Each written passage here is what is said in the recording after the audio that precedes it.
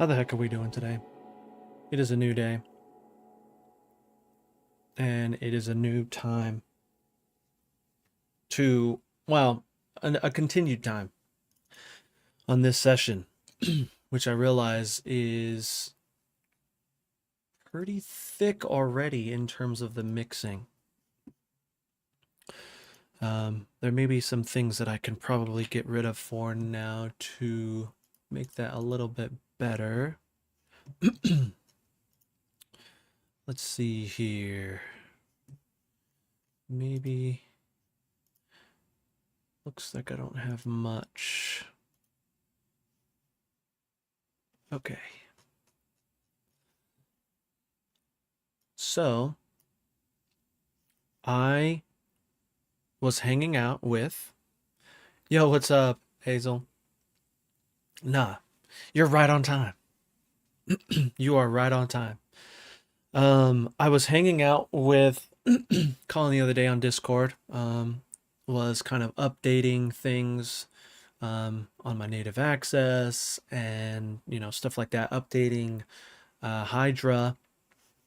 And so I updated Hydra finally to the newest version, 3.5, which is very nice. But he also gave me his preset, which is we have to have a chat because that riff that you wrote at the end, it's a little it's not correct because of this new kind of process here. Yo, what up, dude? Um, and so I basically, when I rendered it out to show people, I did it up to here because I know this isn't correct anymore. And so you'll have to hear it, and you might be like, oh no, what's going on? But basically, what happened is the preset that Colin gave me and this mapping works now, which is very good. Oh, we got ads already. Of course. Bracket doesn't have any ads because he's subbed. uh, but other than that, I tightened some things up in here, and you can see there's a lot more kind of going on in terms of the articulations, which isn't a bad thing at all. I'm starting to really understand it. Exactly. That's exactly what it is. It's fixing the articulations. But the cool thing about the way that Akita or Colin has set up the preset is like you basically have 1 through 127 in terms of your velocities. And coming all the way down,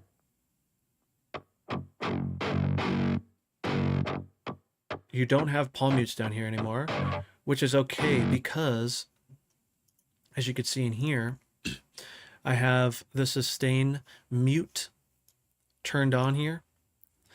And so with this engaged, I have 127 of my palm mute.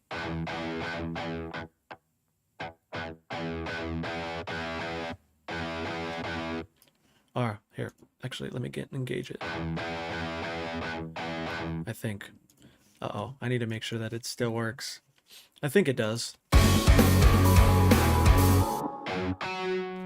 Yeah, it's just kind of on the high note. That's why it sounds like that.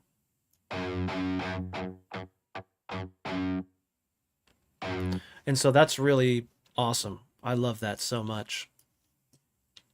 I was having a lot of fun, like not really reprogramming these guitars, but just kind of fine tuning them with that new preset.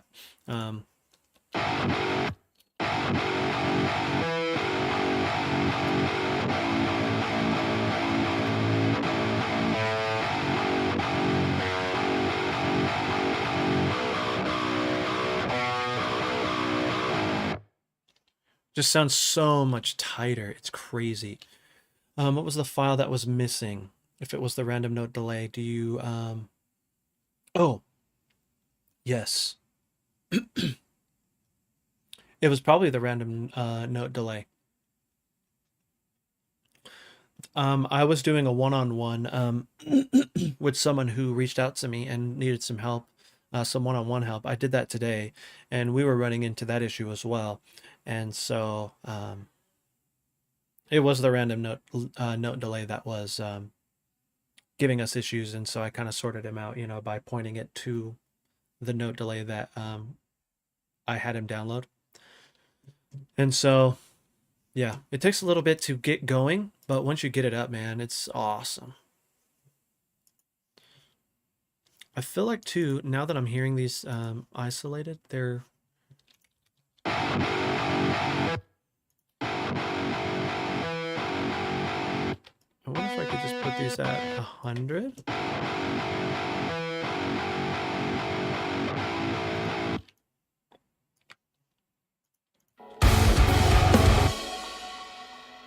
What did I just do? I did something that I wasn't supposed to do. Oh, I remember. It carries over the automation here.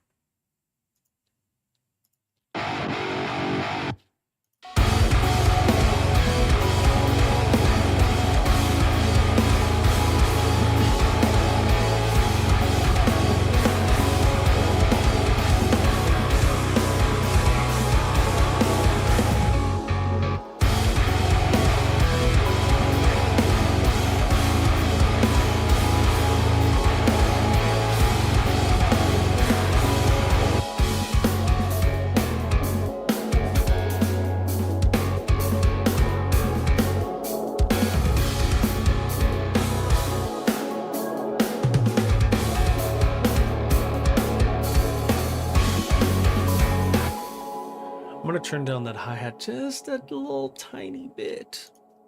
Go into settings under overheads, and I'm gonna do this just like a tiny, tiny bit.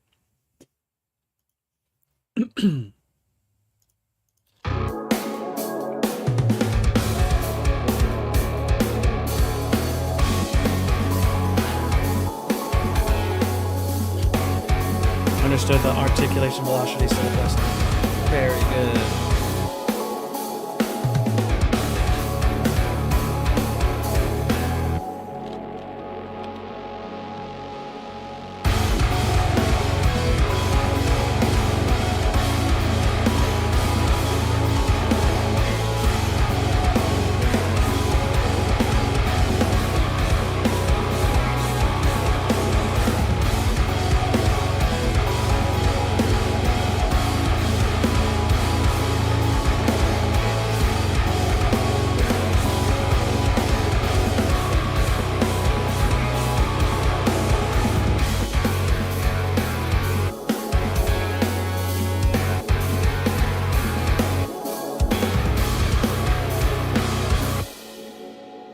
Okay, everything is working. So this part here.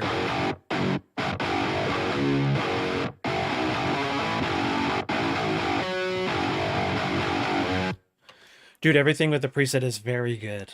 I haven't really I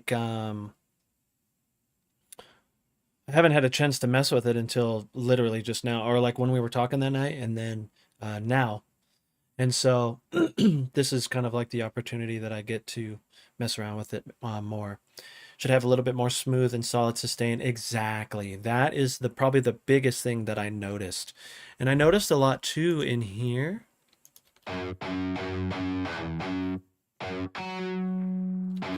That sustain on that little high note there, it was like night and day, dude. It was so nice to be able to have that. Like I felt like it was like stopping like right here, and now it's a lot longer. And so it helped a ton there. But I'm ready to get this song done so we can move on. And so we'll have to dial in these midis here. And so I may need to get some assistance from Hazel on that, but it's okay. Drag it into the user library, let Ableton find it, but still listing files. Oh yeah, it's because there's like there's a lot more in there. You know what I mean? Yeah, so I already clicked I already fixed the sustain part.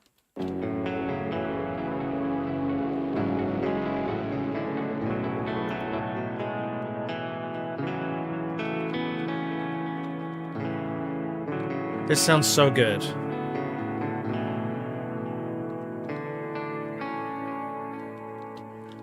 I feel like it didn't sound that clean before the 3.5 and the preset.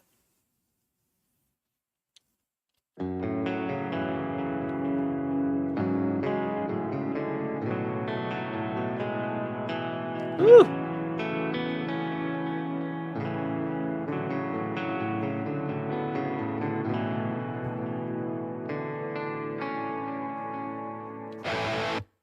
It sounds so good.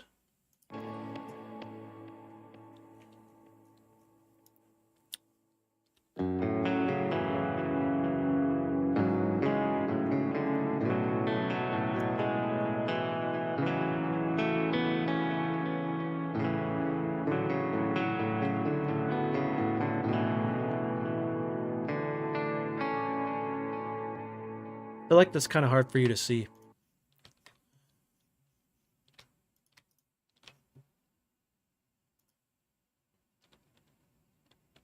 It might be a little bit easier.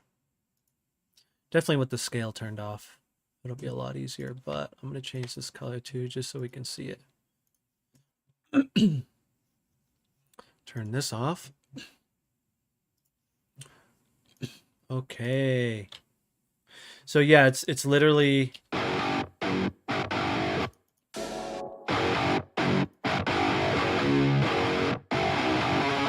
I have to remind myself what it sounded like what the articulations and stuff were. So I may need your assistance on that.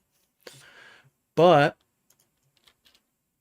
I wanted to, let's start.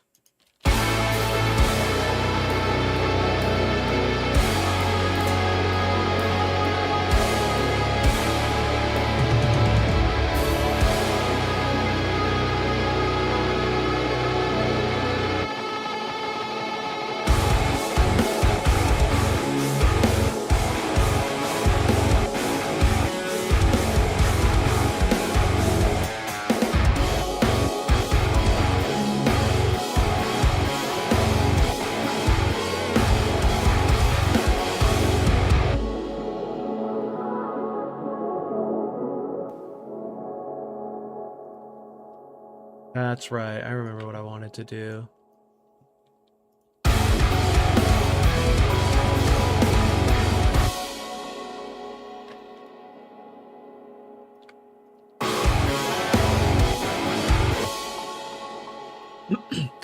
I'm using harmonics, mutes, and sustains. Nothing insane. Okay. Okay. I feel like you sent me that one, right. That's on the Discord, huh? I have to remember where that's at. Can you do me a favor and just resend that? Like you can put that in general or something? That would be awesome. If you have time.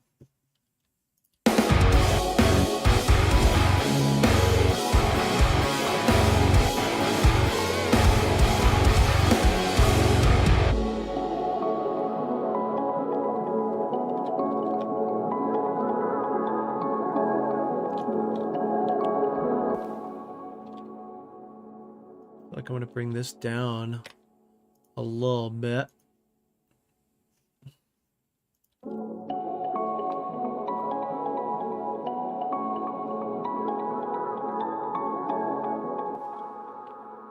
Cool. Then maybe what we can do.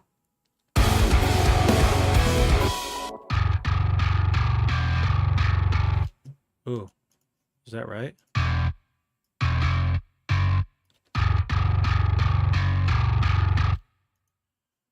Is that off on all of them? It is. Interesting. Oh, it's okay. If you have a chance, can you throw that into the Discord again, that little clip that you made when you said that you finished that part? That would be so awesome.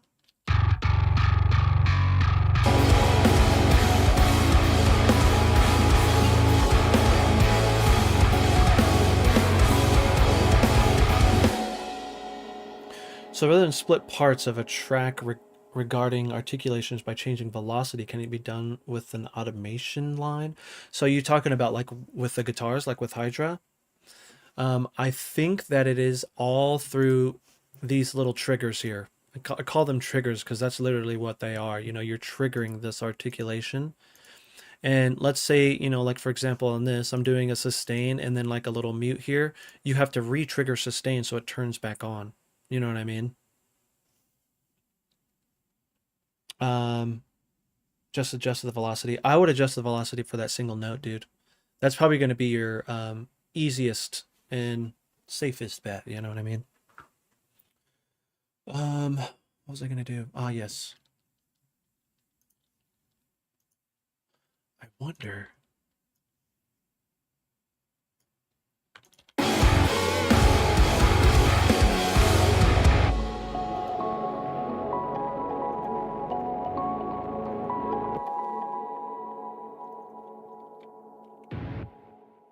That might work.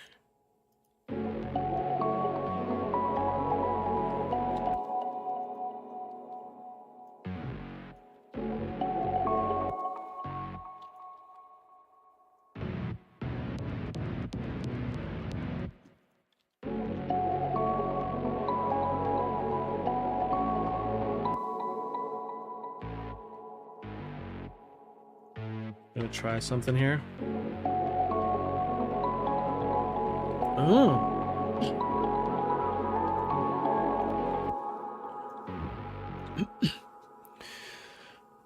FLP and exporting the riff. Oh, sweet.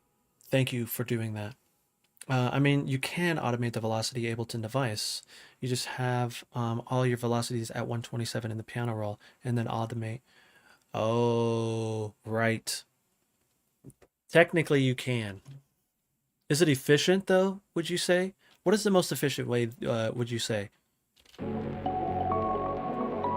Oh, I forgot that I was going to get this chat box going, and it's working, but it's kind of ugly. I'll fix that later.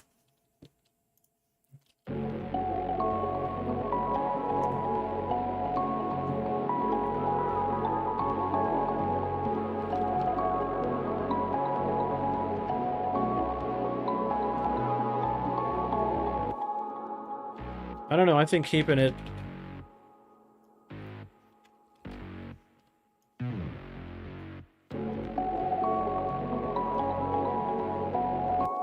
I need to figure out why there's that like little beginning transient. Is it because my attack is all the way down?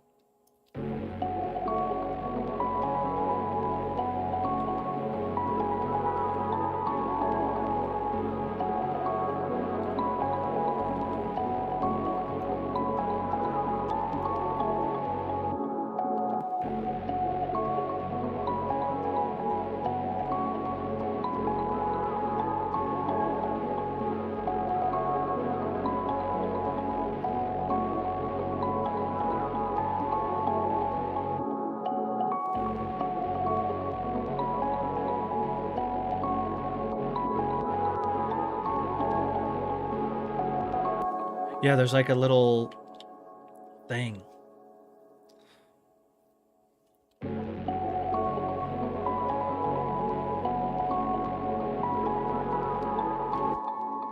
want to try to get rid of that.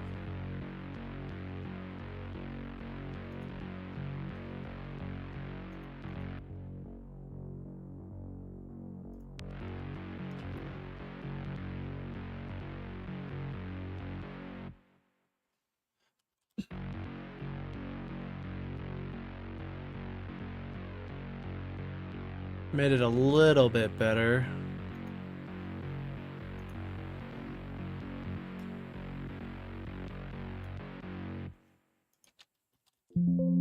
Oops.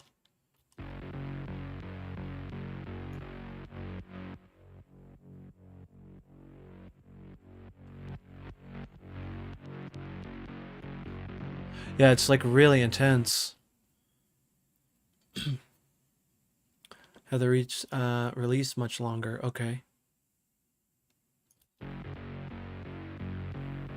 Sweet. Thank you. Yeah, no problem.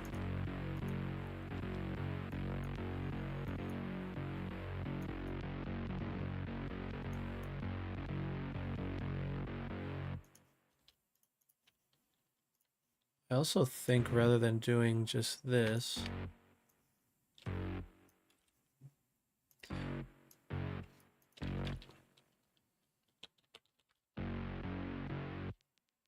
want it faster. Faster.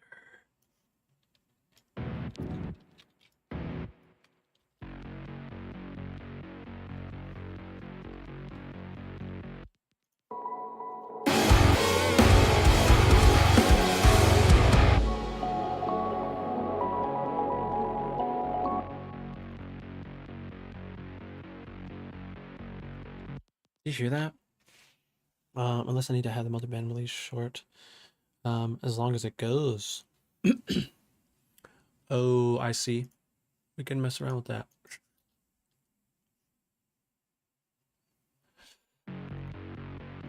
Do I have a noise? I don't have...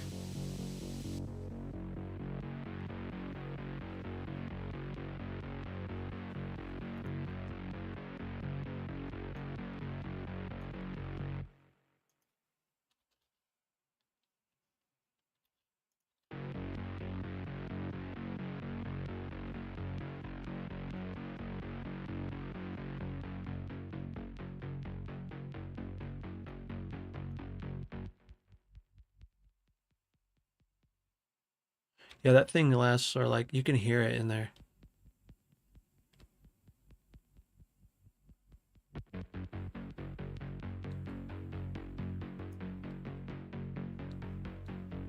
Is it this? Uh-oh. I think that is under...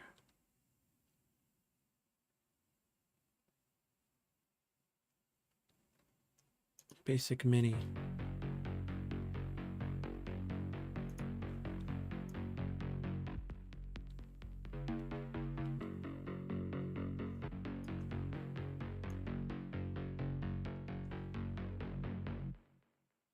Yeah, there's something in there.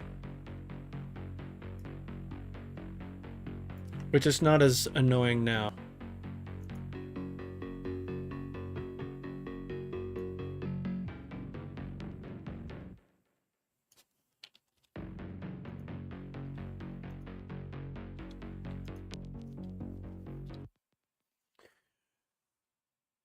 Yo, Dream at Night, what's going on, dude? Joey, sup, dude? Hey, brother. Just watching from work. Might have a chance to get on Twitch. Let's go. Thanks for even stopping by through the YouTubes, man. Can you just set a tempo? Are you talking about this? So for me, what I'm looking for, I'm hearing there's like that initial transient. I can't seem to get rid of it. I want it to be round. I'm assuming it could be this wave that I'm using.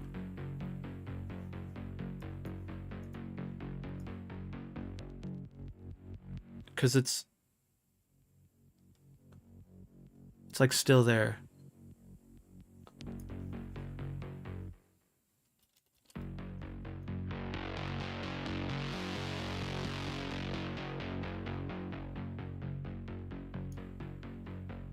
It's not as annoying, you know what I mean?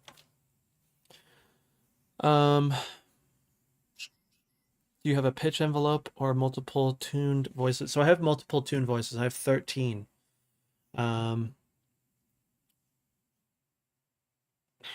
See my message about sending you the riff, just letting you know. Okay, cool.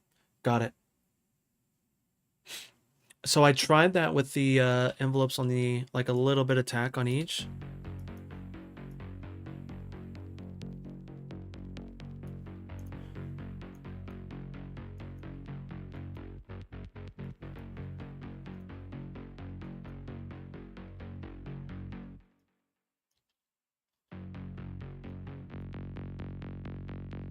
It could be just this wave, huh?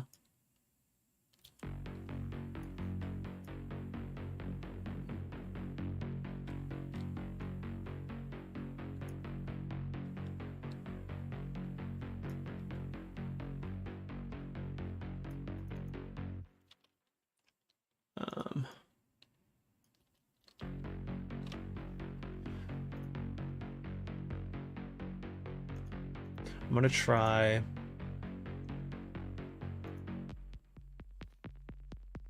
Oh, it's very noticeable now.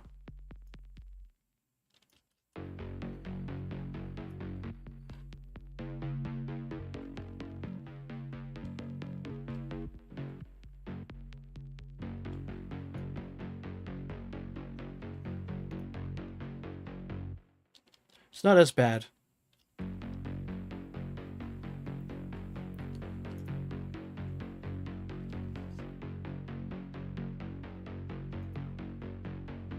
You're talking here.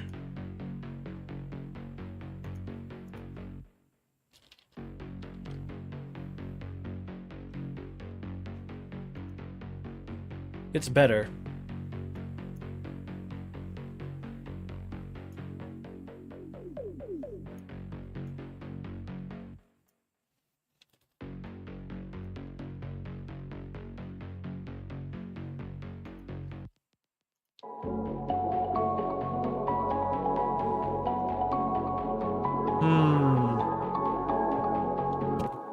So, I don't know. I'm not too sure. So it's basically being triggered by Dream at Night. It's being triggered by this envelope here. So I have these two envelopes, which that one is being triggered there. And so I don't have anything going on this LFO, so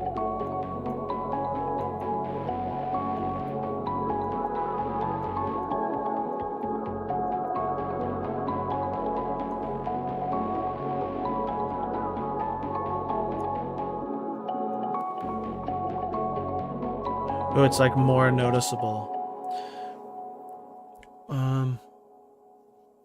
So I tried that.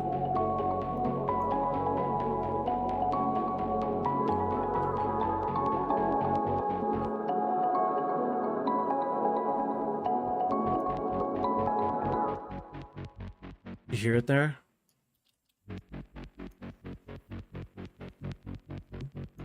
Move this one over.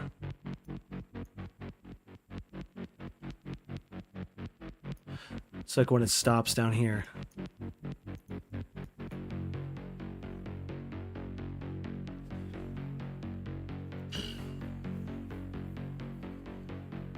Smooth out the curve. Are you talking about here?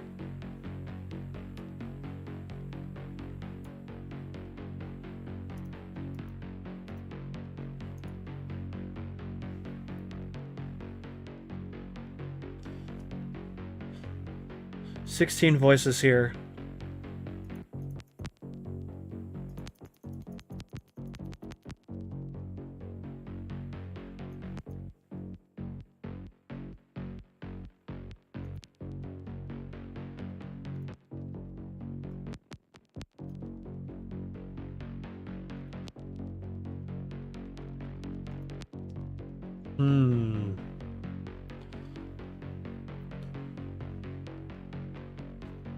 Yeah, I'm not sure.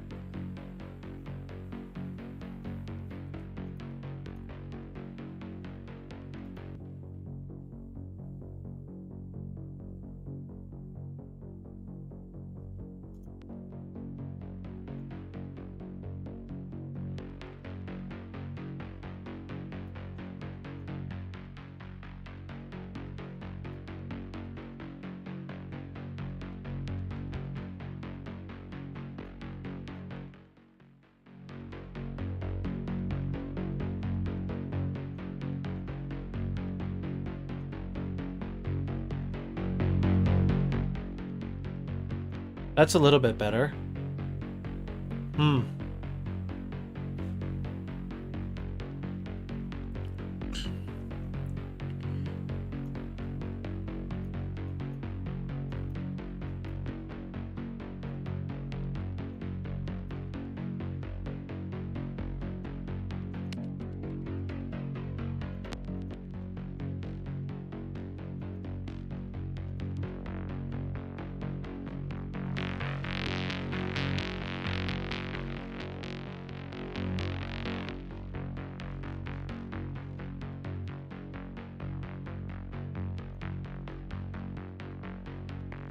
I wonder if it's... No, it's still in there. It's just the delay is not making it, like, bigger. You know what I mean?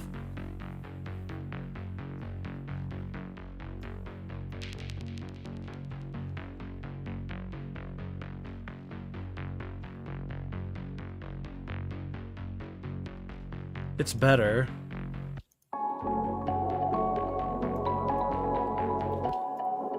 I wonder if it's that patch, you know what I mean?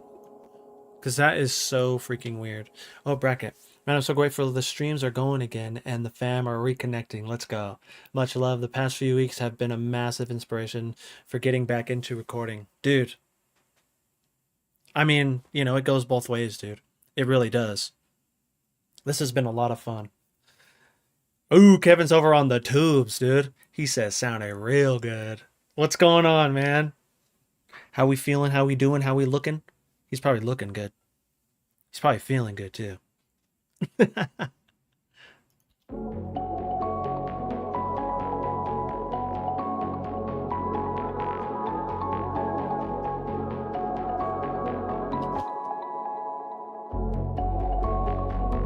Ugh, all that sub in there. That's crazy.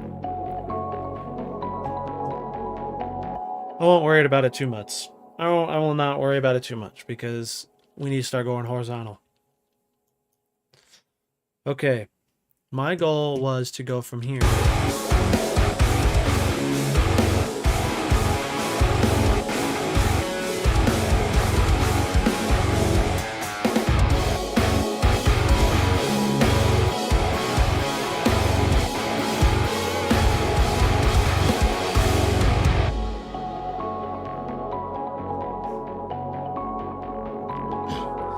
That's very true. Mm-hmm.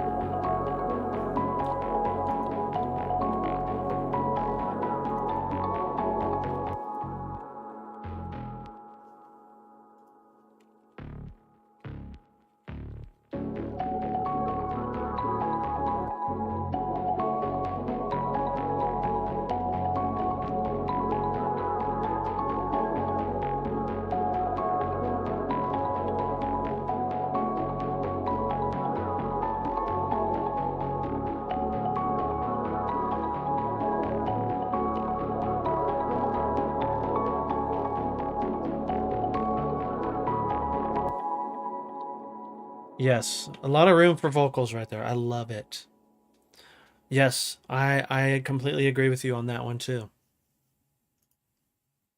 Let's see here. What does Serum have?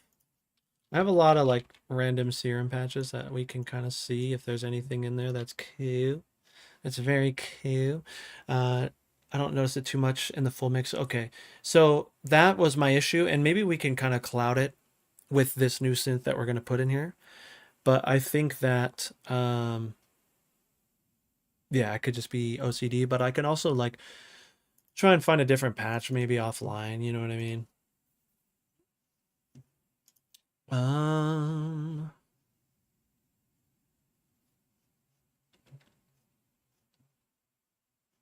let's see. There was one that I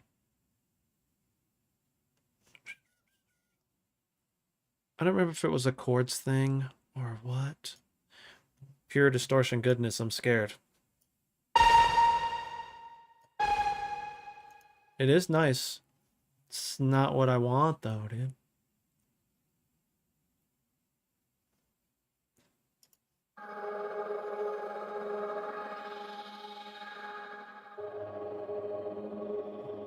That's too much for me.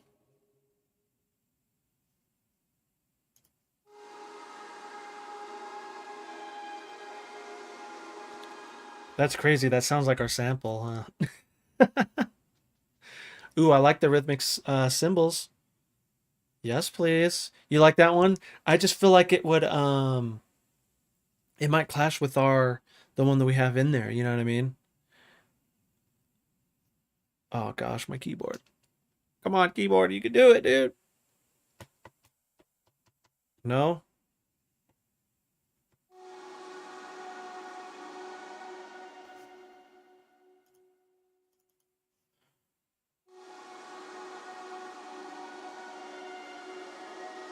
That's so funny. That sounds like our sample.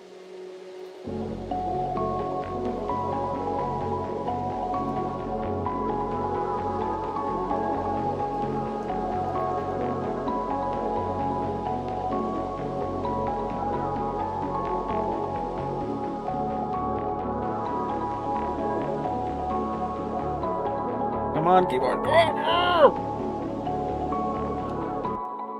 I need a new keyboard so bad.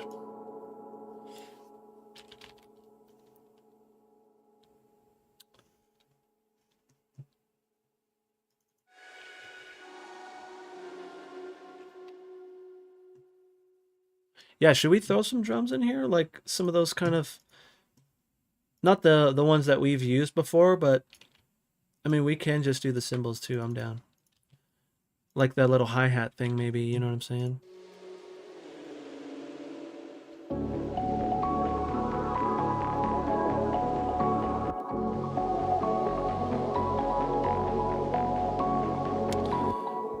Dream at Night.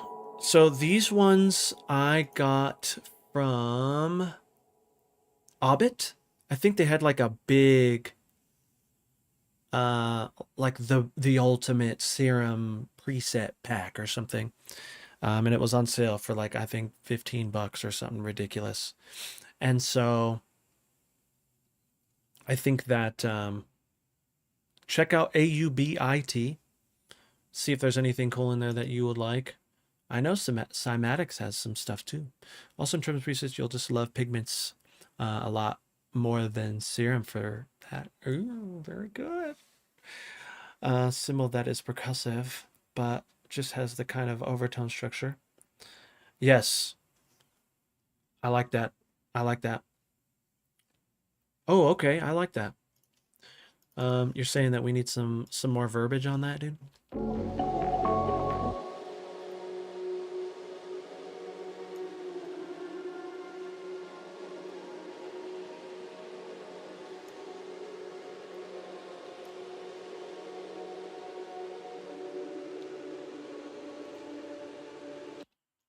Are we in the right key here? Yeah, we are. Okay.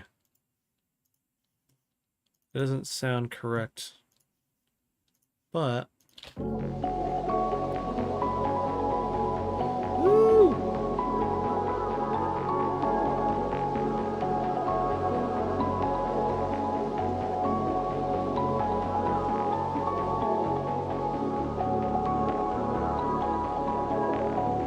Is this too long?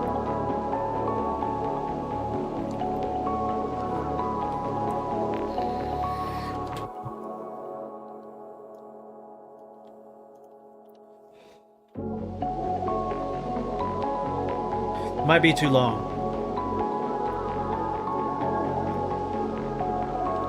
And then change there. Because it doesn't want to change for me. Oh, it's because it's up here. There we go.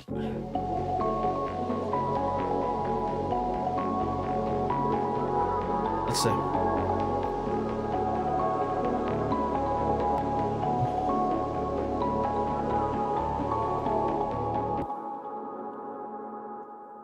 Maybe do a little early thing.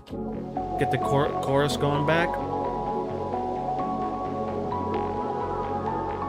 Oh, dude, Dream at Night. No, I have like very minimal music theory knowledge. And so I have been wanting to dive into that more. And I think it's Hazel's fault because, you know, she just like, she's all about that chord life, you know, and I want to be about that chord life. And so I need to, you know, definitely figure that out. But if you want to try out that cymbal thing, take two oscillators, both triangle wave in the basic shape wave table. In the basic waves, right? Then have them both 16 voices, have oscillator A, FM, OSC B, and have OSC A volume off. That way you only hear, oh, okay, A from B, right? Yeah. Then find a noise OSC you like, have it AM. Should we try that now? I don't know how long this is going to take me to figure out. Hopefully not long because you have it right there, but I'm also going to do this.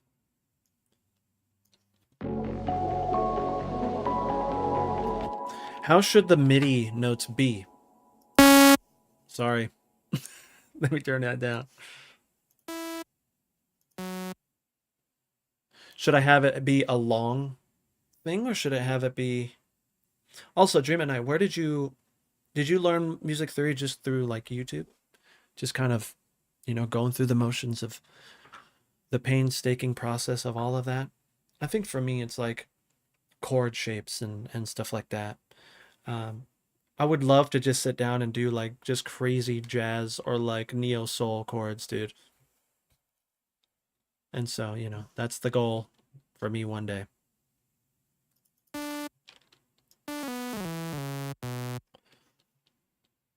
I'm gonna do C, C, C. Oh yeah, we're in C sharp, which that's okay. We can, maybe I should make it the same key, huh?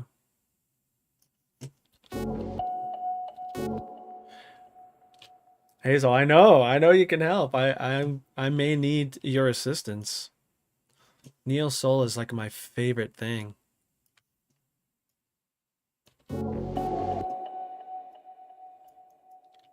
Is that going to be something like that?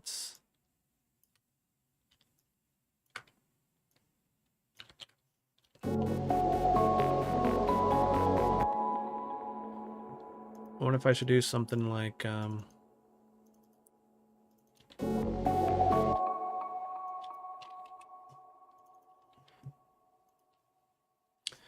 play guitar for like 15 years. I understand particular patterns of guitar without translating it into theory terms for a while, and then just use YouTube to click the patterns to the oh, I get it.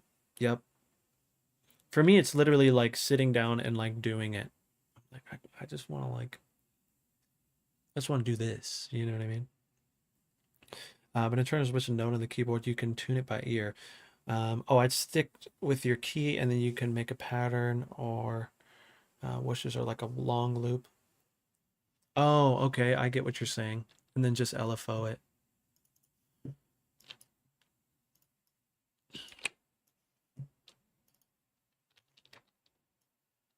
Like, yeah. I'll keep it that long for now.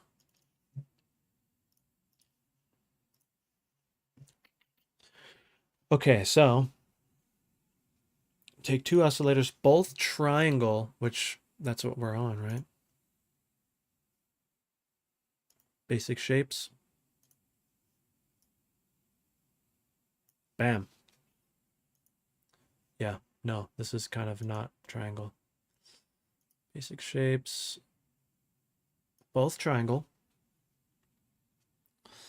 Both 16 voices.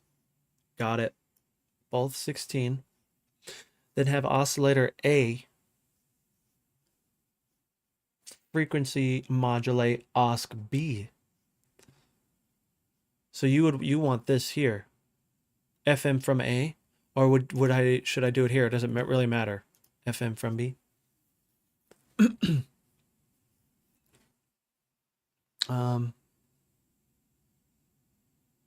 Okay. FM from A. Okay. This one, FM from A. Got it.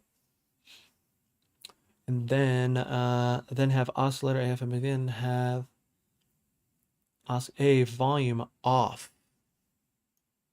Boop. It's so cool that I understand. All right, headed to the gym. Hope you killed tonight, dude. Have a great session, man. Gym is life, so have a great time. Thanks for stopping by, dude. Be safe, man. Okay, that way you only hear OSB, then find a noise you like.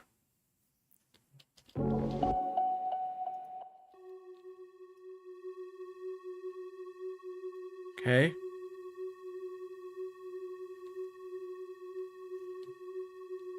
And then this is when we have the LFO going, right? Would I LFO to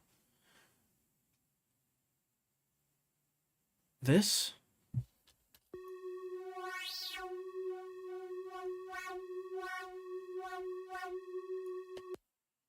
Such a crazy sound. And I can also like kind of, oops, mess with this.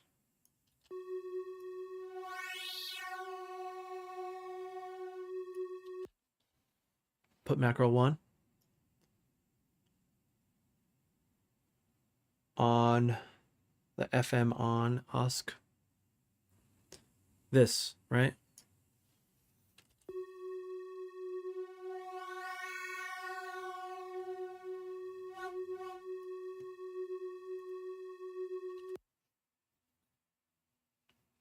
Okay. Got it. Yep, that is currently a thing. Very good.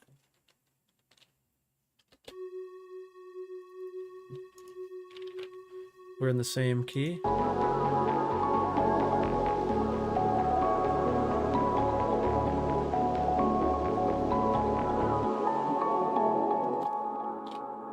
Yeah.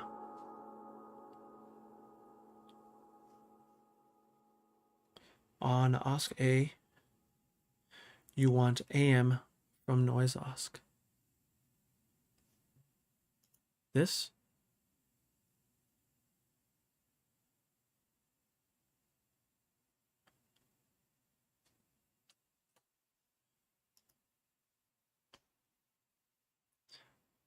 AM from B.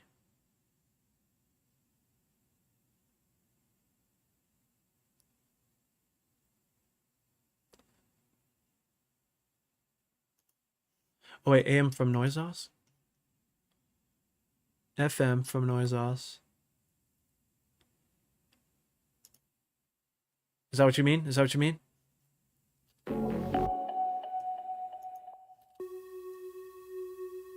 I don't think so.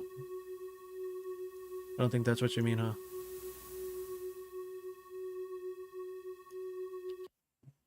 That might not be what you mean.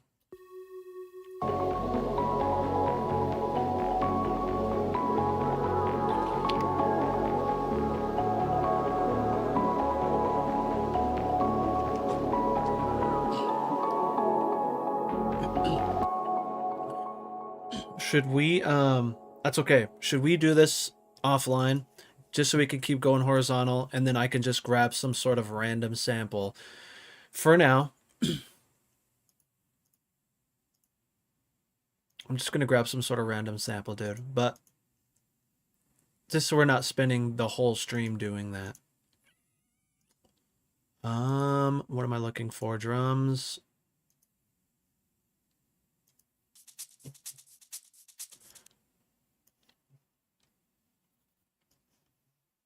We're going to do that for now. Just for now. Just say, hey, that's what it is. Yeah, let's do it later just because I don't want to spend all stream doing that. I feel like we can make better use of our time because we're trying to what? Go horizontal, dude.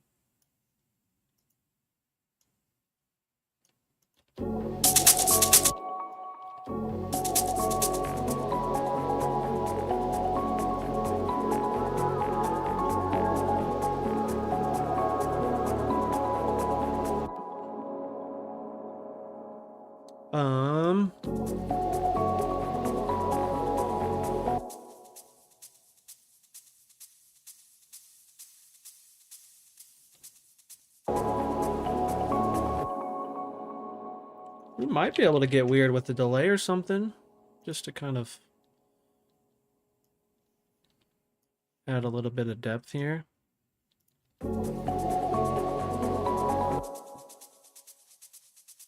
Ping pong.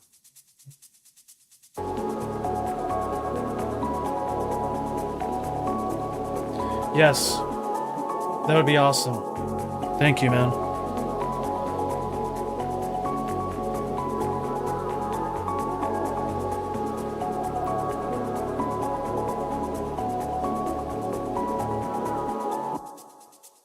That is not bad. That is not bad at all.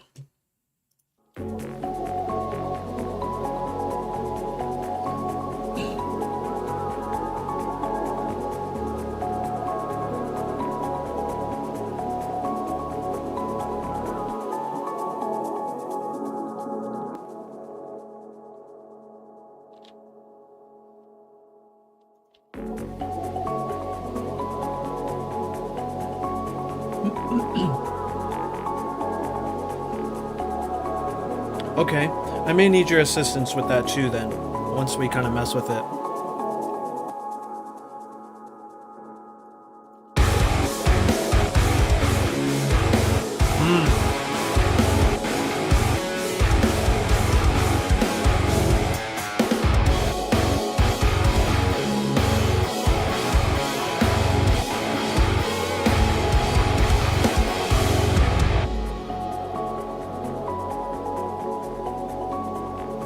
Dude, I really kind of, I'm just gonna do it, I think, if I have a sample like it.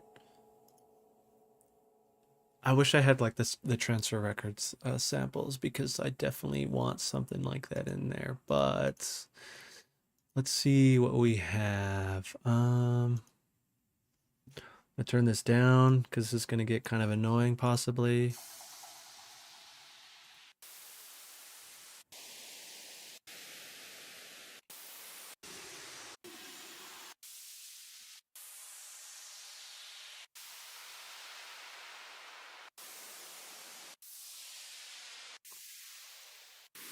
I'm looking for something like in particular, but I don't think I'm gonna be able to find it.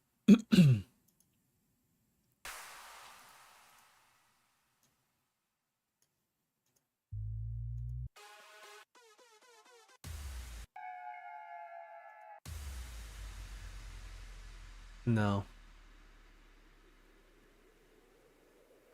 It's kind of cool though.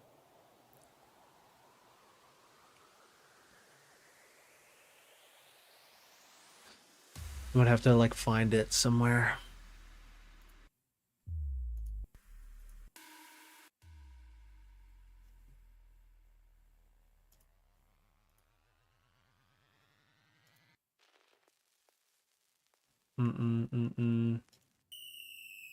Too intense.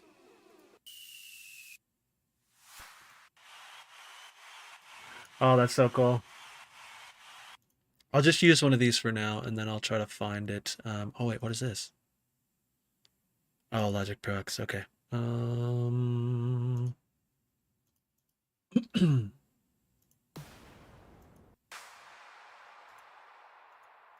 Downlifters.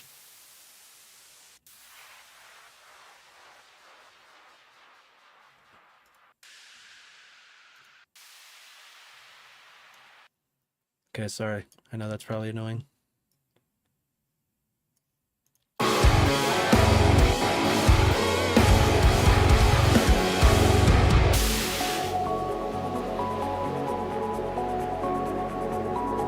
We're getting all EDM. I love it.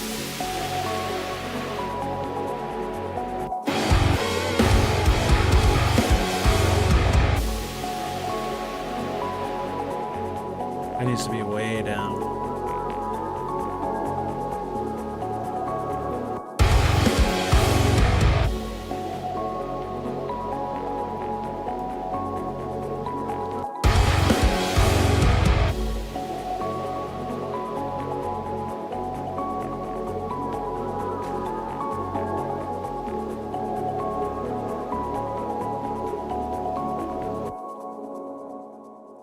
Got the hazel on the hydrate.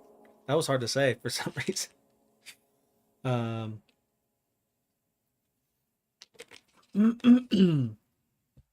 Ooh, that is, yes. I'm looking for something like a wind chimey thing, and so I need to find something like that. I'll find something on off stream, but I'll just put that there, knowing it's like, oh yeah, I gotta put that there. Do we program something else here? I'm gonna go a little bit further back.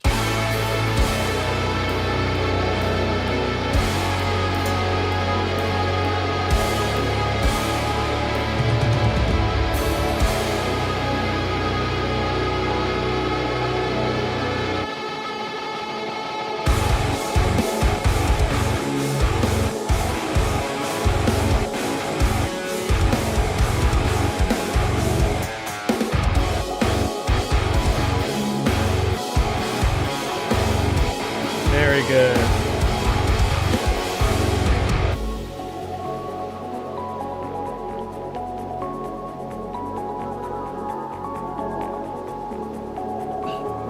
I agree. I think you're right.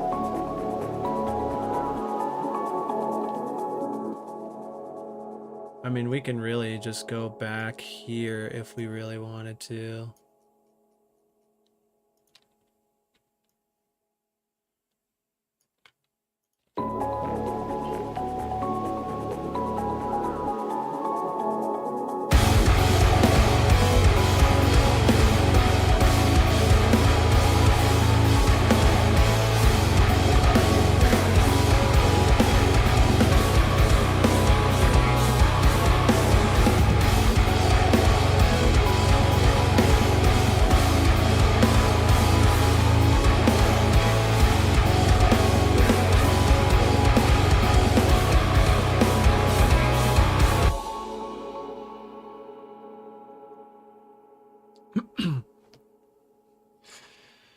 Heck yeah.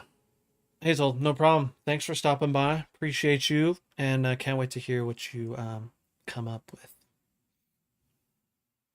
If you downloaded the new contact stuff, they have tons of cool things I didn't yet do. It's like 30 gigs. I need to do that. I definitely need to do that. I just need a spot for them.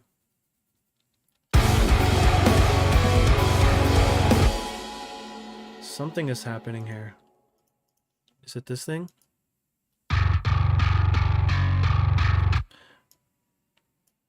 Maybe that is the right note.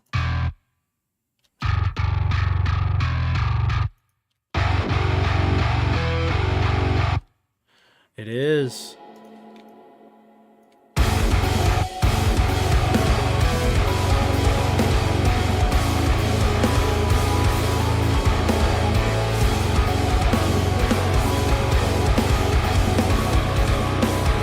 So many gigs, dude. I know, me too.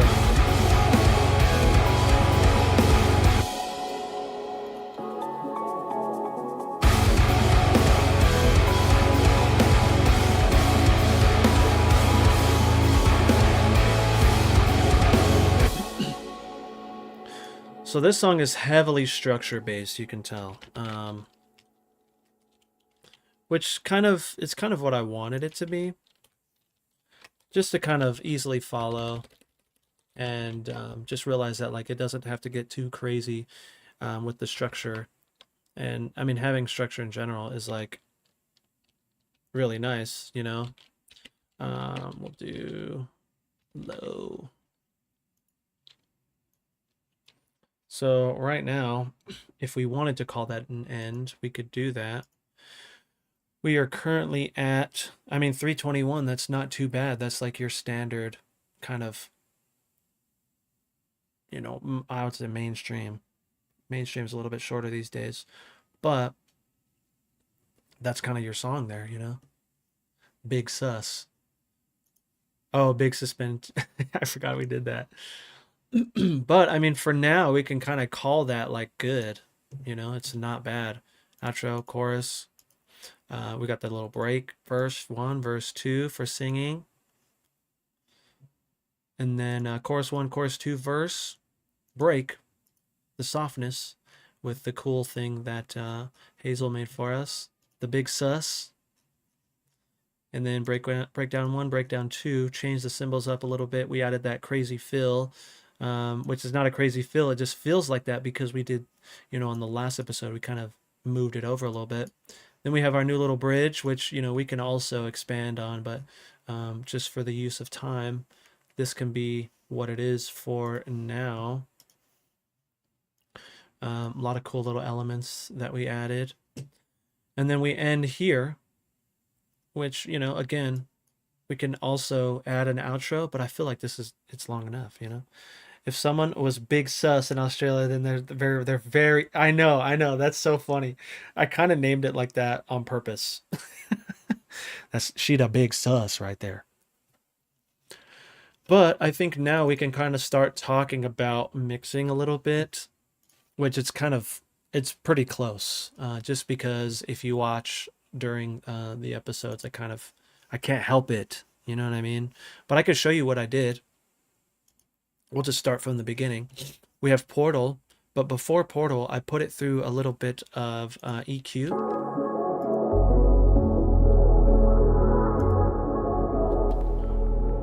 Like, there's a lot of sub in there.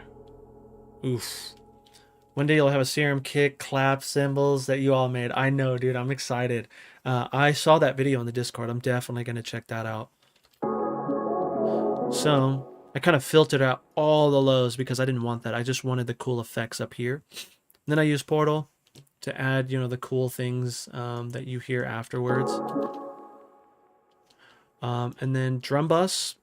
All I have right now is the SSL.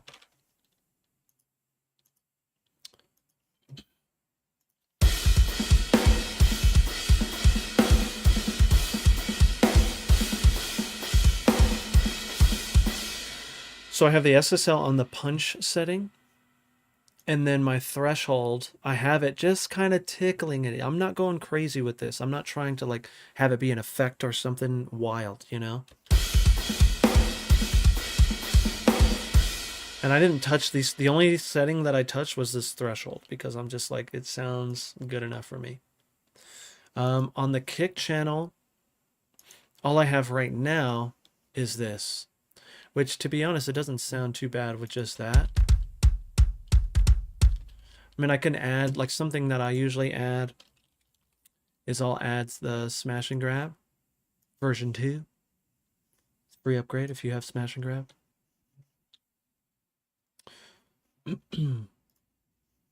Then I have it on the kick setting here, and I have it on the grab so it doesn't smash my transients too hard. Turn off the auto gain. And then I'll start to bring this threshold down.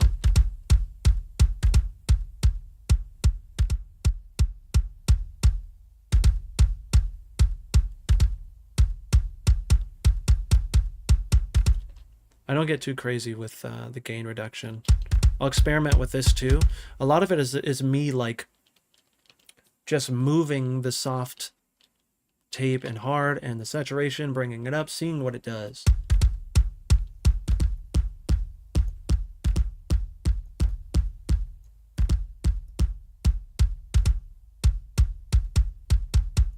I'm cool with that. It's not doing a ton, which I'm okay with. It brought the volume down a little bit because we're getting a little bit of gain reduction. But bring that up a little bit. Yeah. I think another thing that I did too off stream, I don't remember if I did this off stream or on stream, but I did the dynamic EQ here because when I was listening to it in my car, the kick was pretty intense. And so I wanted to see, this is kind of just a test thing, I'm trying to test the theory here. So tomorrow, like when I'm on my way to the gym, I'll listen to this and be like, oh yeah, it helped. Or where is my kick, bro? And so that's, you know, that's something good to experiment with too. Oh, dude, it's freaking Sean Tyler, bro. He said tickle the -5. So it's good that you pointed that out, bro, because I do remember telling you that. But that doesn't always work with everything. You really have to use your ear on that because, you know, sometimes a -5 is a lot on a compressor, you know? And so literally I would overdo it and then bring it down until you start to notice changes, you know, kind of like I did with the kick here and that saturation. You really started to hear it, so you know what it sounds like. So then when you start to bring it in, you can like blend it, you know what I mean? Void, what up, dude? Over on YouTube. Yo, can I ask a question regarding your multi-out video? Of course, man. What's going on? Let me know. Do you know how to trigger the dynamic EQ bands from other spots with the Pro Q? Trigger the dynamic bands from, oh, kind of like a sidechain thing. Is that what you're talking about? I've never had to do that. Oh, I see what you're saying. I've honestly never had to do that before. I'm assuming if I turn off, what is it? What is this? That's got to be a sidechain thing. I'm assuming, right? I don't know. I've never had to do that. We'll have to mess with that. It's not exactly a sidechain. Dude, yeah, you'll have to show me that, man. For the snare, I have Gullfoss going. Literally, I stole this from Nolly, but I wanted to tame it a little bit more because it was like kind of intense. You know what I mean? Just that like pokiness. And you can see that I also was like messing with it here, which I can probably bring this back, like change the order here. It might help a little bit more, but you can hear the things that I just kind of got rid of.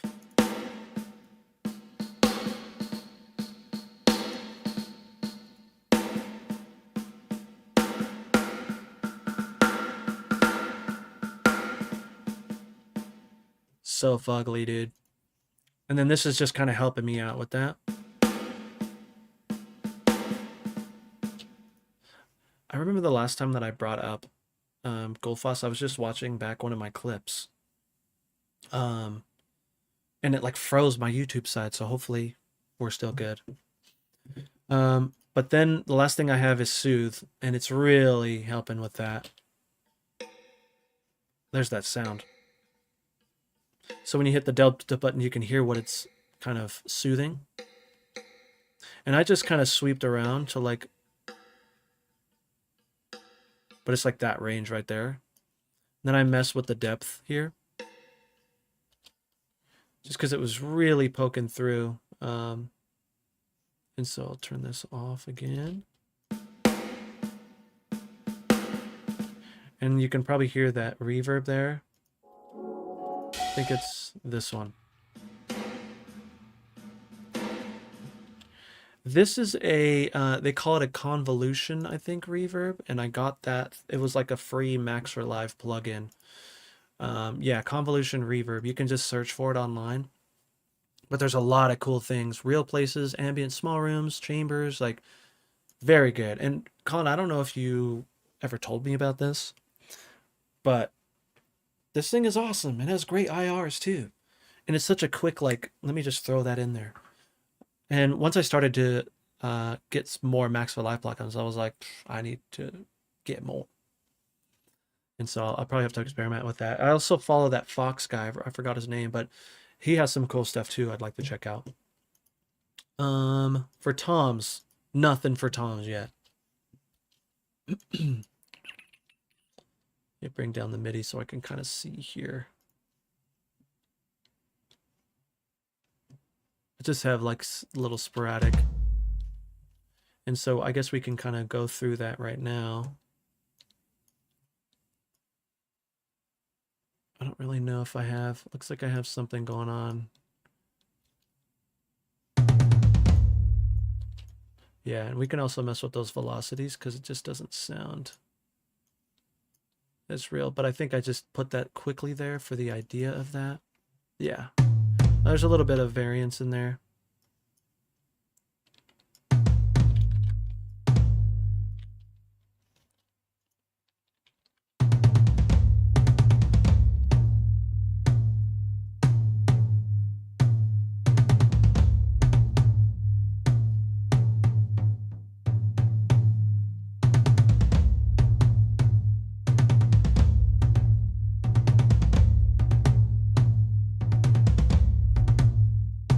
That's not bad.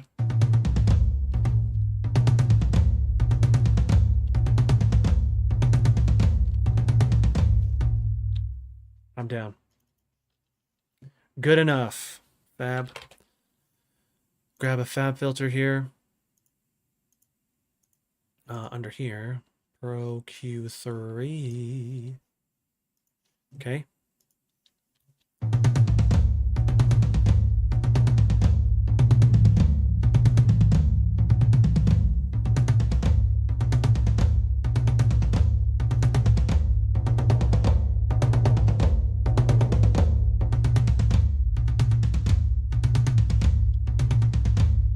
Yes, please. Sometimes I like to experiment and have this here so it doesn't get too rumbly. Maybe to like here.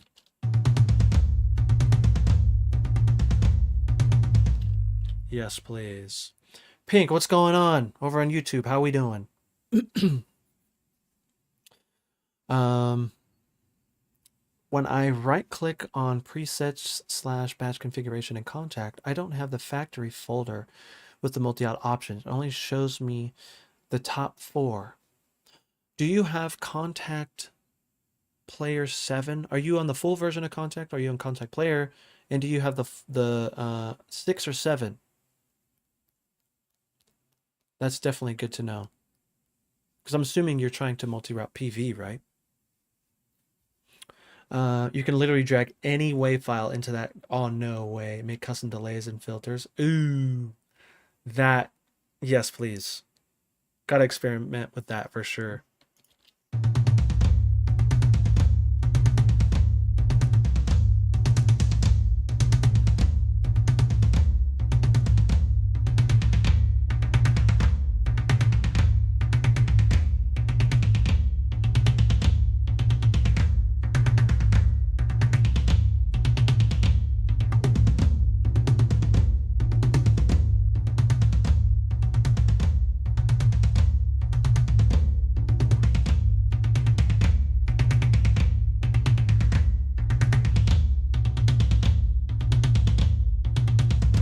Okay. Then, this cool little feature here is so sick. Um, the player version is Contact 7.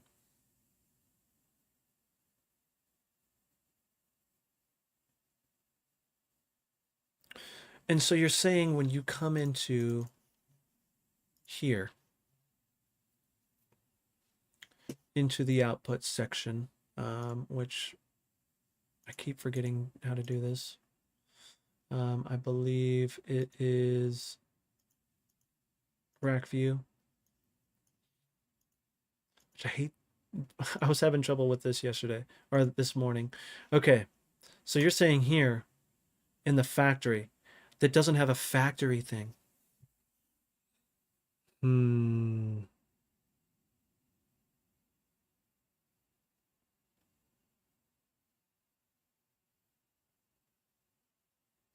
That's very interesting. So there's another way to do it, man. If you hit the plus sign here, you can do it this way. However, you have to assign. You have to like auto assign them. And I have another video that does that. But this factory thing just like helps so much, dude. So much. um, Today I just installed Linux and all Windows plugins worked fine. Oh, that is really good to know. I use Bitwig. How do you like Bitwig? And what was your previous DAW? I'm curious. That doesn't show for me. Can you check to verify it? Because me and Colin Akita over on Twitch, we were having I was having issues and he was just hearing me vent, with just some Contact is so crazy, man. And so I would verify that like you're on the latest version of native access. That was my issue. Um, and then also make sure that once you are in the new native access, um, that you don't have updates because your native access should be black. View tab. View tab? Yes. So this only shows up if you're in the rack view though. So like, library, you turn off library, then it shows it. But if you're in here, oh, it didn't show it before. That's so funny. Anyways, I was helping a guy one-on-one and we were having that issue. But he only had the contact player. I wonder. My pre-DAW is Ableton. Oh, okay. So it was a fairly easy switch for you. I did the free 30 days and I really did like Bitwig. It was like, it was so good. But there was things that I missed that like Ableton had, especially the MIDI effects rack. Like you can't name unless, you can let me know. I would be very curious to know if you can label your MIDI piano roll like you can inside of Ableton. So you can see here, I have my drums labeled out. Oh, down here, sorry. I have them labeled out. And so that's very, very helpful.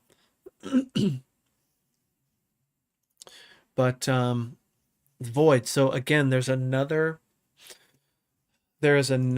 routing tutorial that I did, and it really is just kind of like the long way. But again, I would make sure your native access is up to date, your contact is up to date, you know, before you attempt to just kind of go to that other routing tutorial. Oh yeah, I agree. I think for me, like I was really excited about the synths and how they have, like, their stock synths are so ridiculous, man. They're so good. Okay, I got off on a tangent. Let's keep going on these toms. Option. Oh, see, it's not available. That makes me sad, dude. Should I try reinstalling Contact? You can give it a shot, man.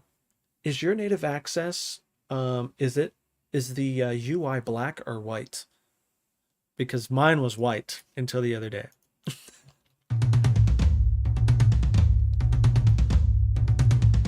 There's like a little basketball sounding thing. Oh yeah, I was going to show you this. Could be this.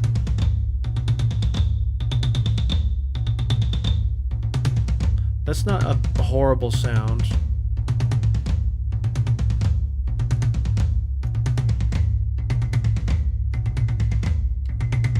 I'm getting close to that sound that I hear.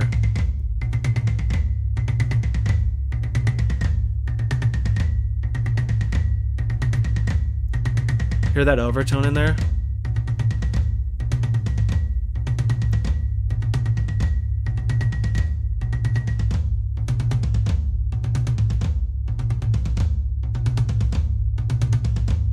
It's a little bit better. I'm down. Now, let's go to Smash and Grab, of course. Man, when this plugin first came out, it was like, ooh. It is black. Okay, so you do, and then you check for updates. There's no updates. I would try to attempt to just reinstall Contact, see if that works. But what I'm thinking, dude, is that... No, it's not. That's not a full Contact full feature, because that 1-in-1 that I did this morning, he had it and he only had Contact Player. And so there's something that you're missing. Try to reinstall it, man. See if that works. Okay, we're going to go to the tom setting here. Boop. We're going to grab auto gain off. See what it does. Cool, man. Stick around, man. I'll be here for a little bit, so. Do this.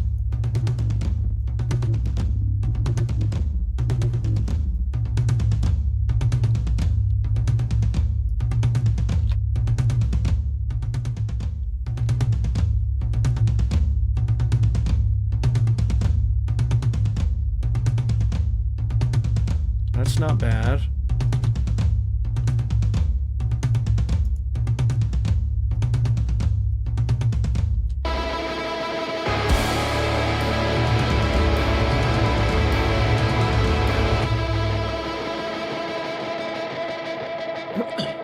It definitely blends a lot better than before when I didn't have it.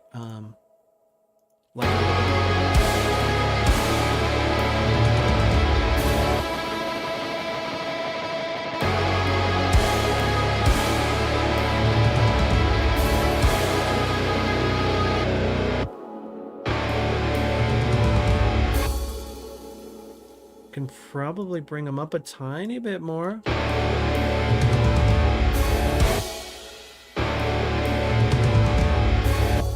Ooh, not bad. I don't want to hear it crazy amounts.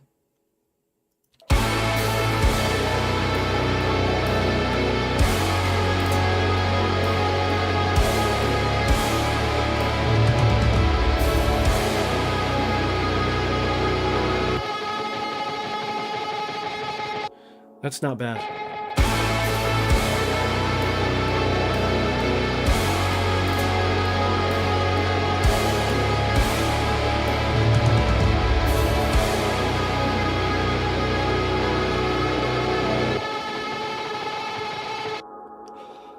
Sick. I'm okay with that. I'm not really too worried about getting too crazy with that because there's not a ton of fills going on in this song. We can kind of look here too.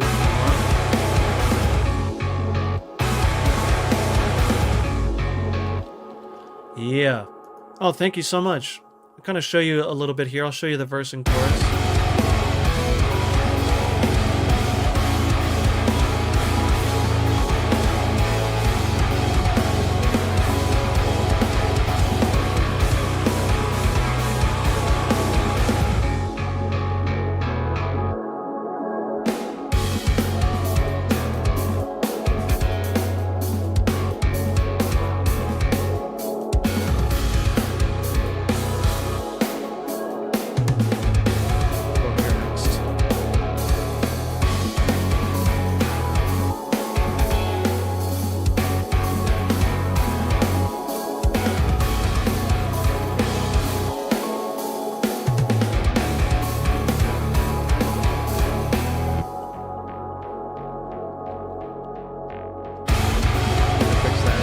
I gotta fix that.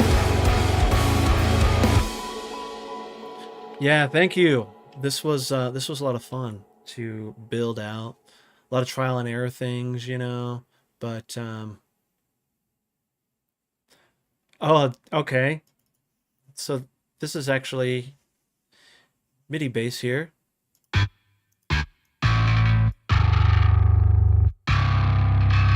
Just sounds great. I'm gonna go through what I did to get that sound soon, which is not much. You'll be surprised.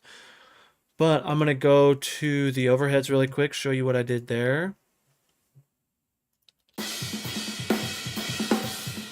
I'll turn them both off.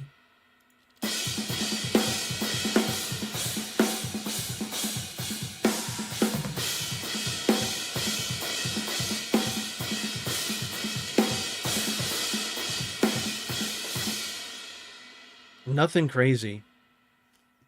But this. I just started doing this. I don't know why I just started doing it. Should have been doing it a long time ago. Because cymbals, again, they're not as loud as we think they are in a mix. Even though they're so loud live. You know, they're so loud.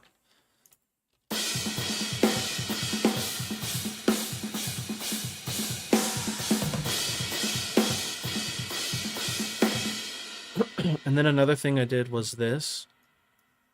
A little bit of multiband to kind of just keep them there. You know what I mean? I'll kind of show you what it does here.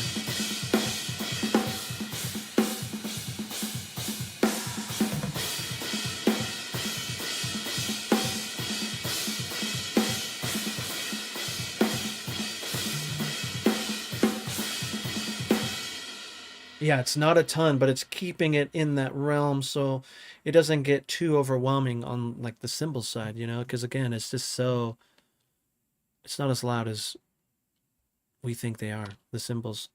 Another thing that I can try to do, which may or may not hurt this sound, so I'll grab another smash and grab, put it on the overhead setting, and we'll just see. I'll keep this on smash.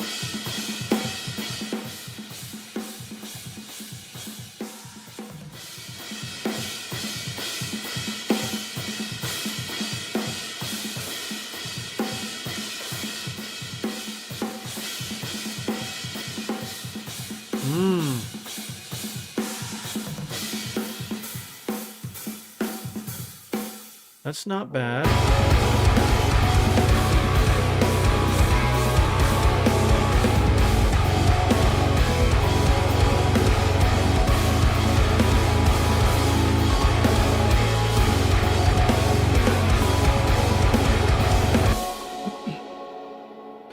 I found the room setting with grab is cool for overheads when you need to bring out. Yes.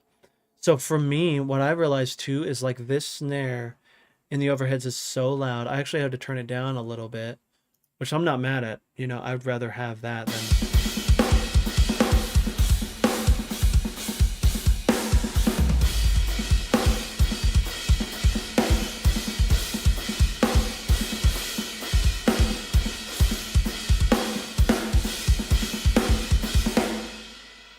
Feel like it adds a pretty decent amount. I'll keep it there.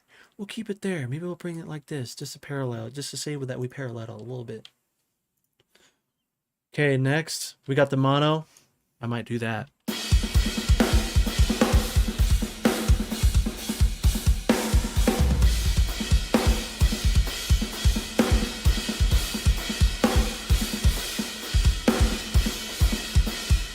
It's not really doing anything.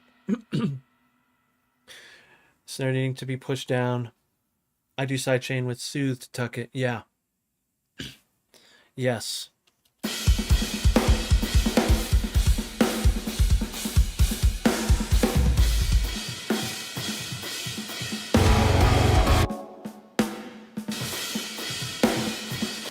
Here's my rooms. I don't remember if inside of Contact I turned down the cymbals a little bit in there so I can get more of the snare. I guess I didn't, because I think that's where it lives by default. But I can do that just so I can get more of that room, the snare room sound. And you can hear I have a little bit of kick in there, but I didn't touch that. Yeah, that was in there, you know what I mean? And I don't really have anything crazy going on here. I just have a limiter to catch. I'm using it as like almost kind of like a clipper. On that one there. And that one there. Because usually, and Colin, something that I realized is that's a lot of where my like crazy transients are coming from, dude. Because I was mixing something for Josh for a little while and it was like, okay, this is kind of loud. I put those L1s on there, which I used to do quite a bit. And it leveled it out so much, dude. One thing that we can try though, we'll just see what it does. Take a look at the analyzer. Yes. Let's hear what's in here. Let's take a look by hovering over it.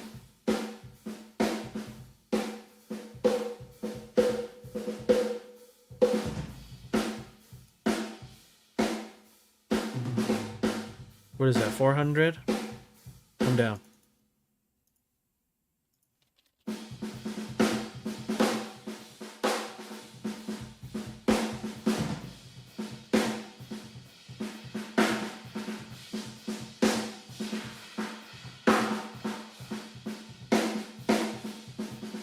Just listening for what's going on in there. Taking a look at these peaks as well.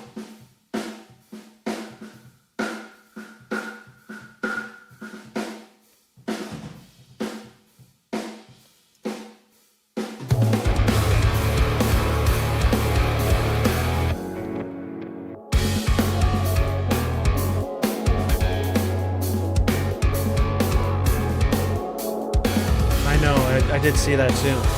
I was experimenting with that. I think I did that in a mix before.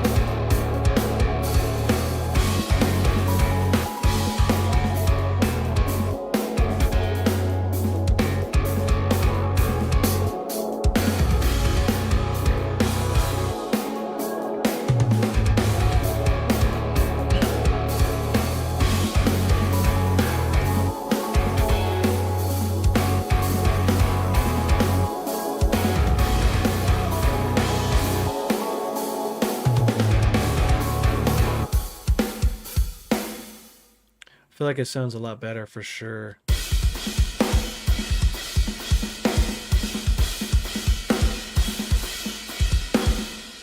I always go back to kind of like check to see, like, you know, compressor's still not getting crazy.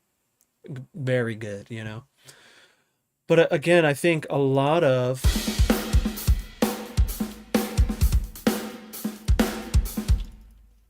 the reason why these drums sound the way they do is because of their velocities and where they're set. So I'm going to emphasize this again. You can see kicks, they're at 96 in the verse. Snares, 96 on the verse. Hi-hats are 100, which I could probably bring down, to be honest. That's probably my issue here. I'm trying to like counter correct for the hi-hat being loud, but I think it might just be being played too hard. And so I probably can bring this down a little bit.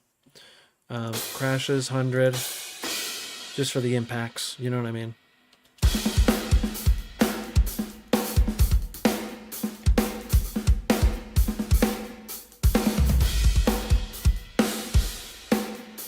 That was definitely my issue. So you can hear, I brought it down to 97. I could probably bring these down.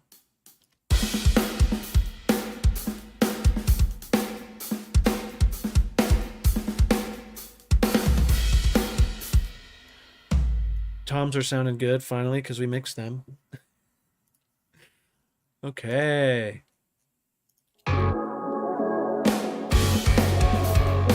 We can automate something there too to make that a little bit more exciting.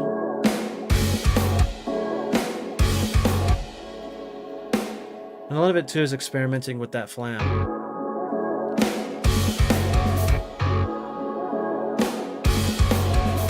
You can see I have one lower and one higher. Okay. You're gonna have to excuse me if I mess up your name. Nisvi. I'm so sorry if I said that wrong, but thank you so much for the follow. Appreciate you.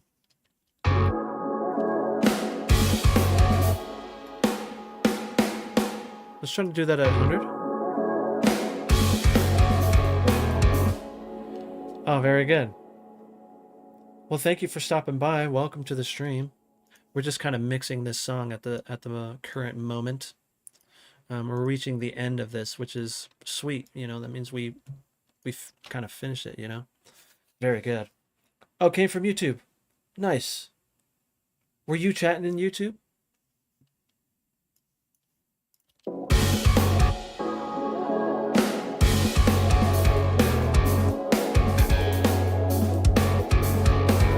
I really like how these drums sound like there's not a lot on them. Sounds fairly raw, you know what I mean?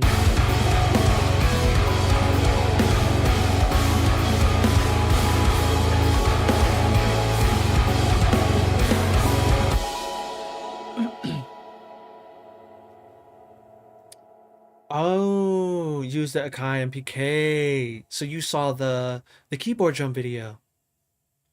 That's awesome. I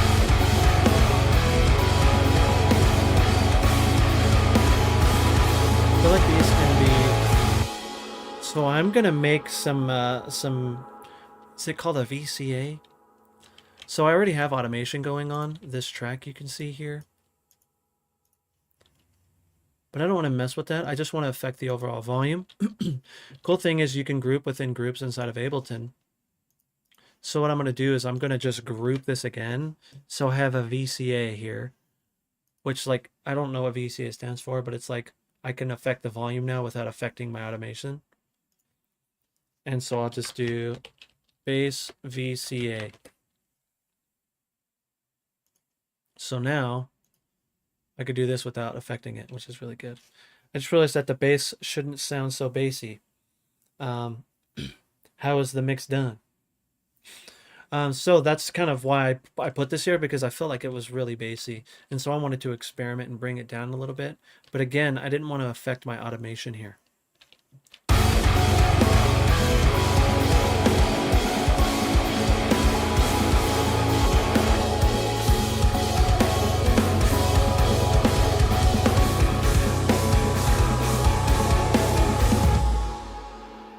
I feel like these are loud again as well. I wonder if I could do this.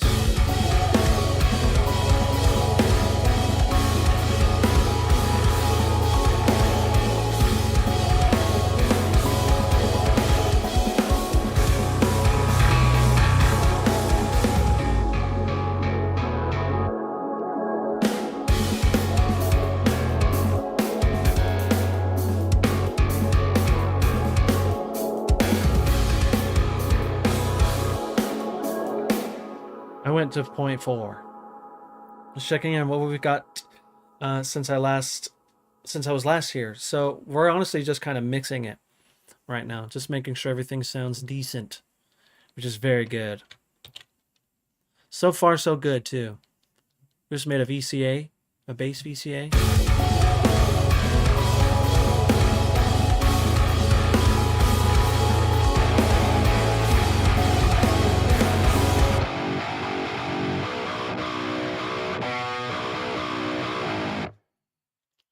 Feel like this, actually, before I go off and do that, let me show you what I did to the bass here.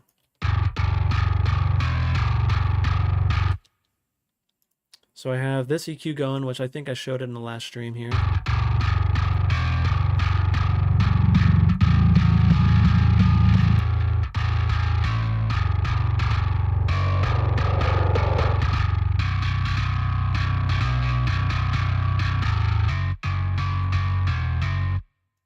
This was another experiment.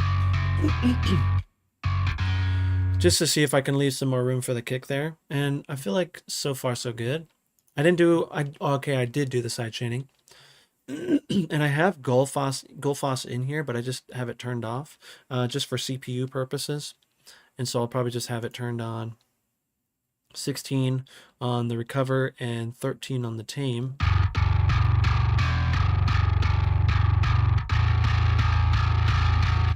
Again, it's just kind of fixing, like kind of grabbing the things that maybe I didn't fully grab. And then I have this sidechain compression going. It's basically just ducking the kick every time it plays, which is nice. Gullfoss. Gullfoss is so good. And that's really all I have going on with the mixing on the bass. Like there's not a ton going on. And again, I think it has to do with the velocities, the source samples for sure. And so like I don't have these going all the way. Like this is at 93. These ones I think, yeah, 69. Not on purpose, promise. And so, you know, thinking about that as well.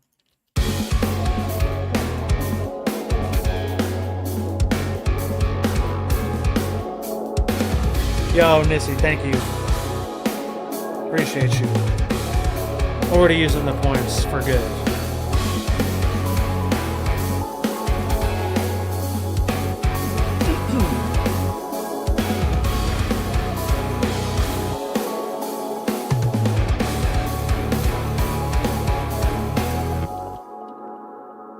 Next, I'll show you what I did on guitar.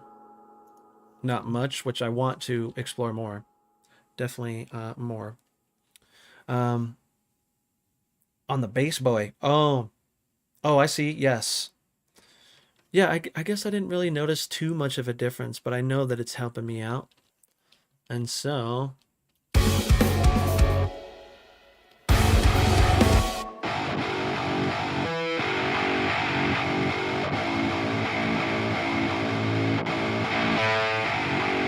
I keep hearing a lot of that in there.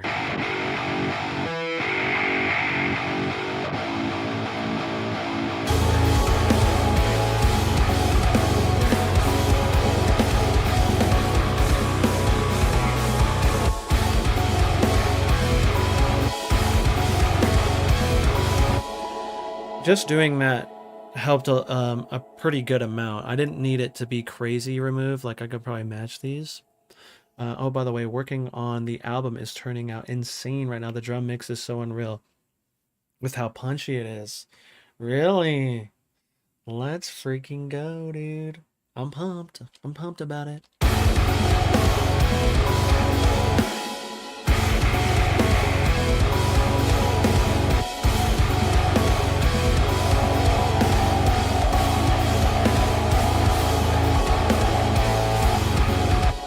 That was another thing I kind of kept hearing.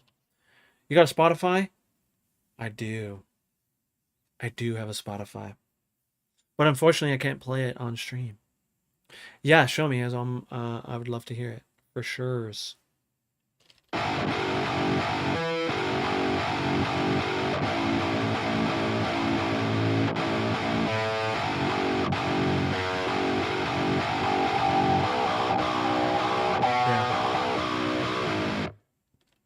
That is what I kept hearing right there.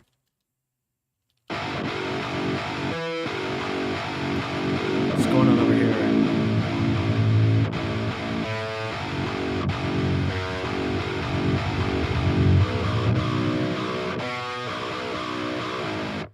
Not too much.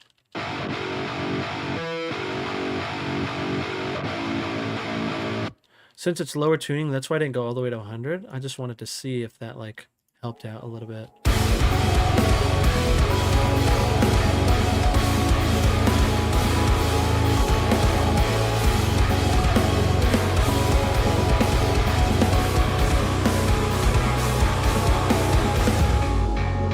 I'm gonna make another one of those VCAs because I can group in there. GTR VCA.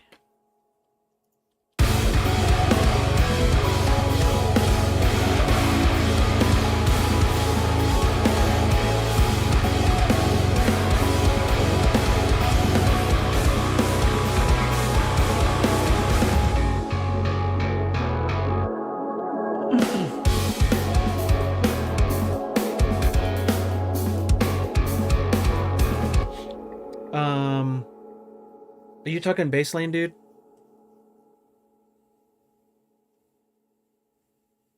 Let me see. Let me go up and see if what I missed.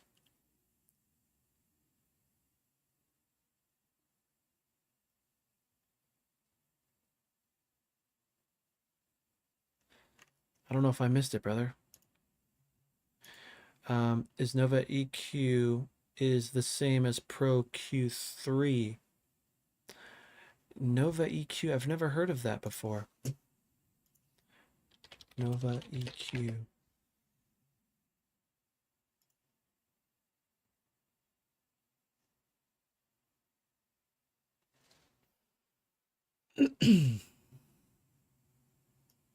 Is it this one that you're talking about?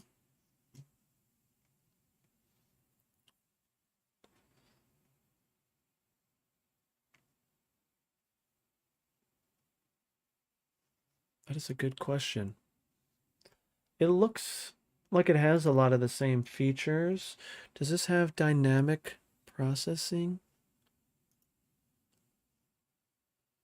Threshold. So it looks like it does. I would assume that that's what that is. Yeah. It's very close.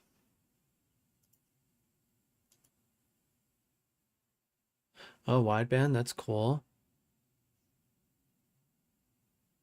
Free download, look at that. Ooh. There's a parallel EQ that's different than Pro Q being a normal digital EQ. Got it. So it looks nice though. Oh yeah, it's a parallel dynamic equalizer.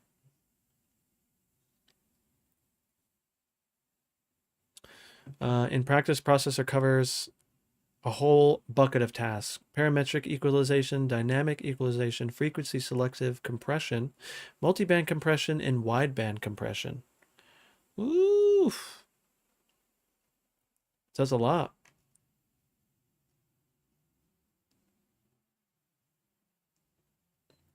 I mean, the fact that it's free too, like, oh, cool. Thank you, Colin. Okay.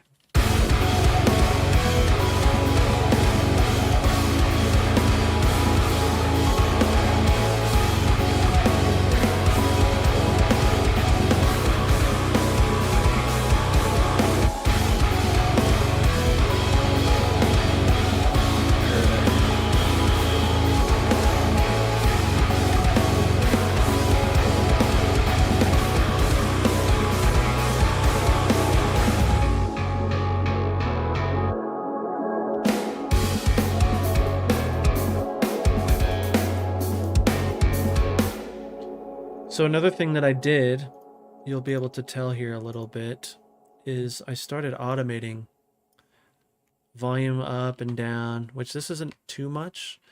And this is experimenting, and this is kind of assuming, you know, if it's going to overcrowd the singer and stuff. And so this is kind of like the idea of like, okay, this is going to go down a little bit. By how much? I don't know.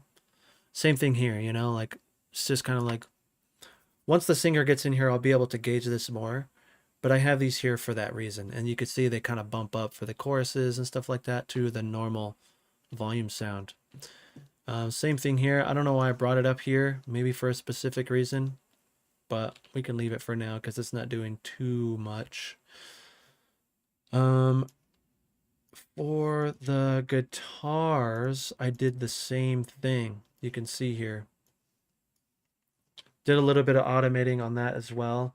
I think it's super important to automate everything in your mix. Well, you know, almost everything.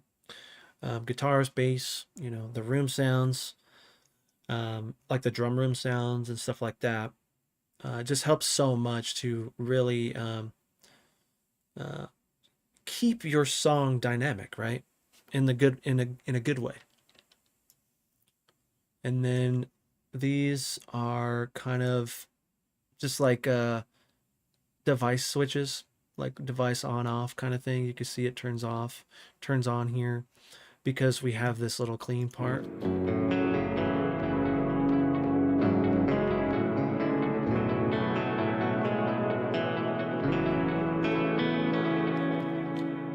And so that's why that turns off, and then it goes back, turns back on. It sounds like I need to bring down these guitars here.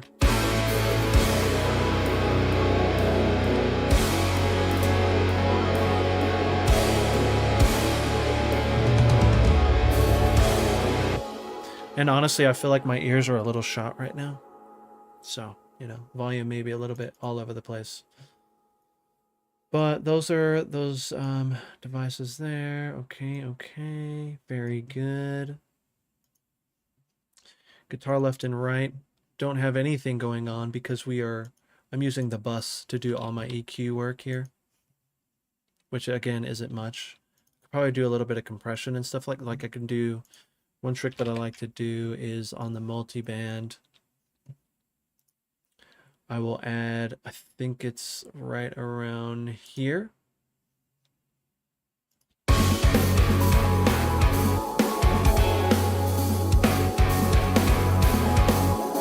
So it doesn't overcrowd my bass.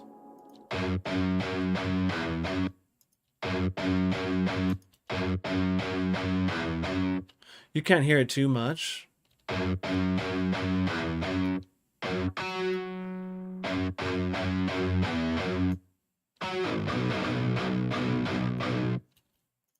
But it's helping that bass and kick.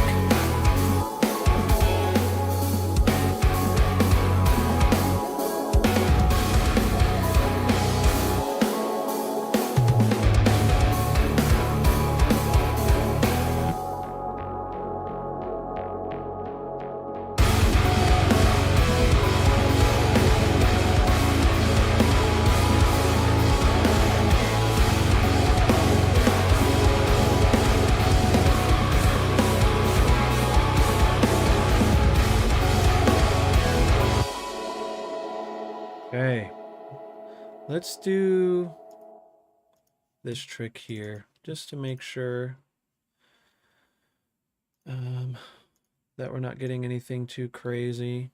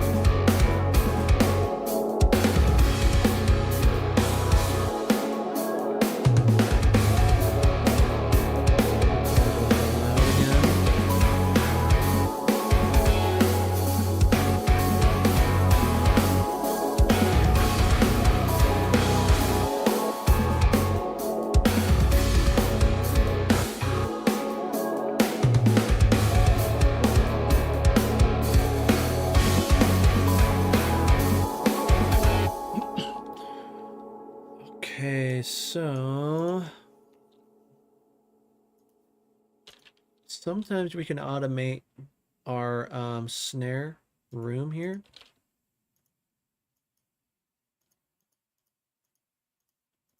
With the mixer, track volume.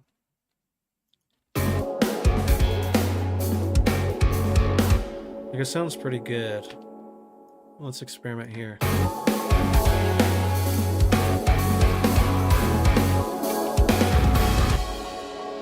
That is my mixer. I mean my master. That's the wrong thing. This one here. Let me close this so I don't get confused. Here we go.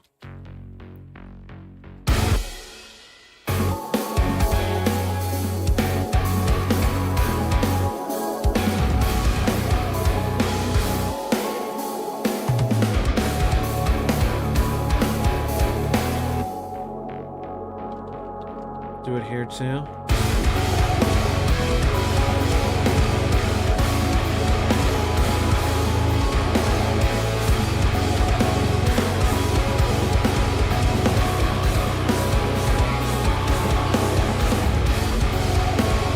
I know.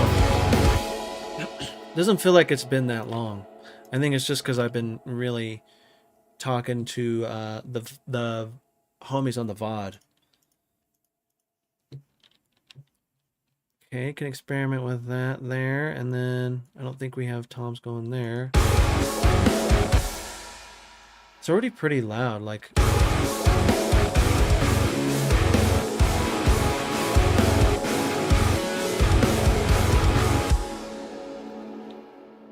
Cool.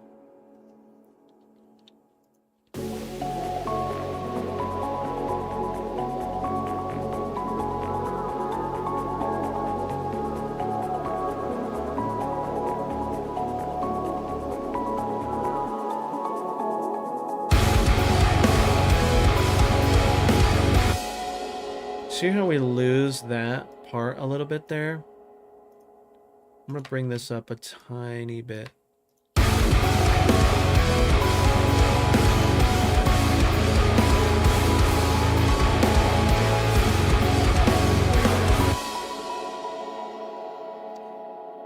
Okay, I don't think I did anything to the synths in terms of EQing or anything. I could probably put a little bit of compression on it to keep it consistent. But I don't know if that's going to be the sound that I'm going to keep there.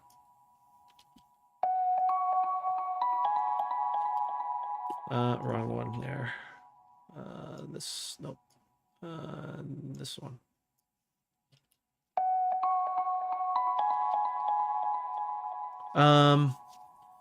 Yeah.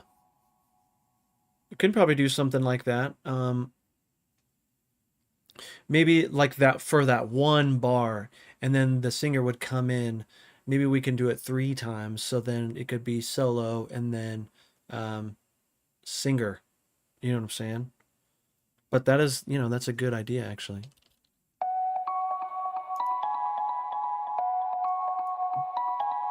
Let's see what kind of presets in here. Maybe piano, tons of weight, almost choked.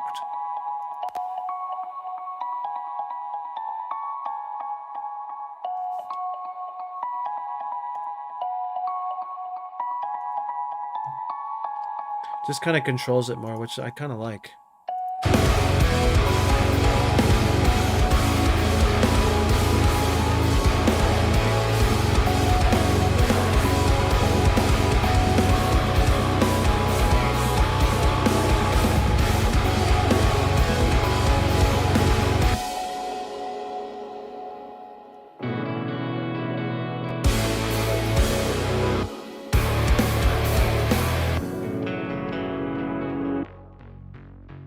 So I think we need to turn this up a little bit more.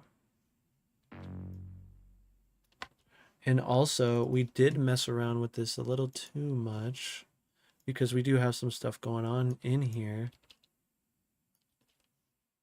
which I forgot about.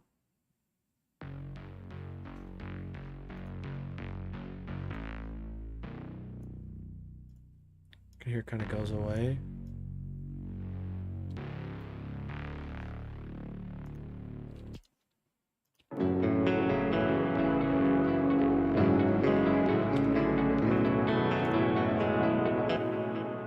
It also got rid of our automation here. I think it's this button.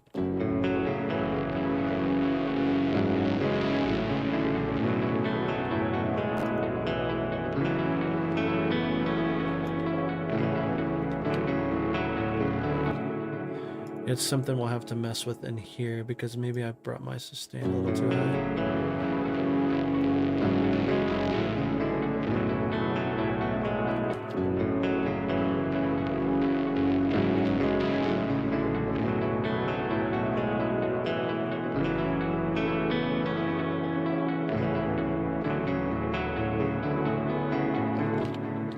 I don't want it to overwhelm that riff, you know what I mean?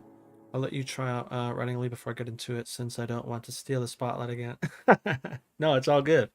This is what it's all about, you know what I mean? We're learning from each other. Can kind of dial that in a little bit more. I'll try to do that off stream. A lot of it just comes down to messing with those dials, you know what I mean? But I do have this going, which is really, it's just a lot of mid, you know?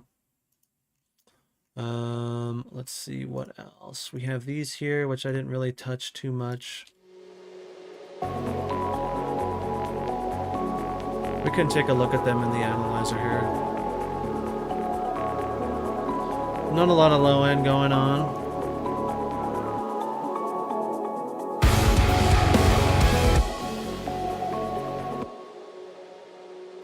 We're just ensuring that there isn't anything going on there. Oh yeah, this is that thing we're gonna mess with. We're not really doing anything with it right now. It may be adding stuff in there for us though.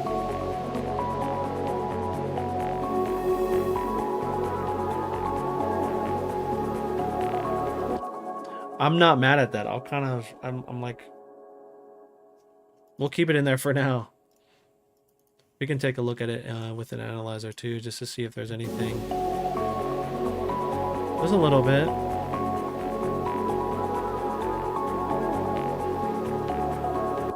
Because all that stuff is going to mess with our bass, you know what I mean? Like our low end. These are just little placeholders, which I just have a delay going on here. I kind of want to add a reverb, so we can just see what that sounds like. Just put this for now.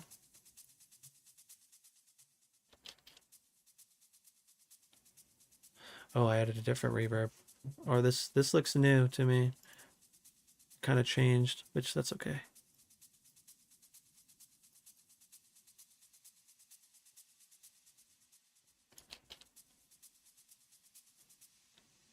What are we sounding like here?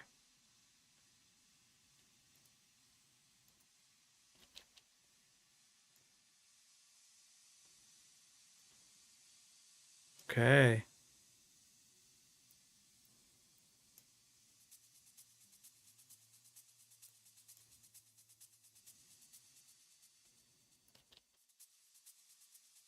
Just trying to kind of listen to what this is doing here.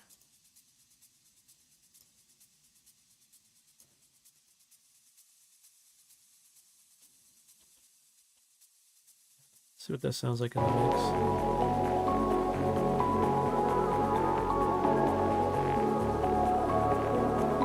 I want a little bit of that.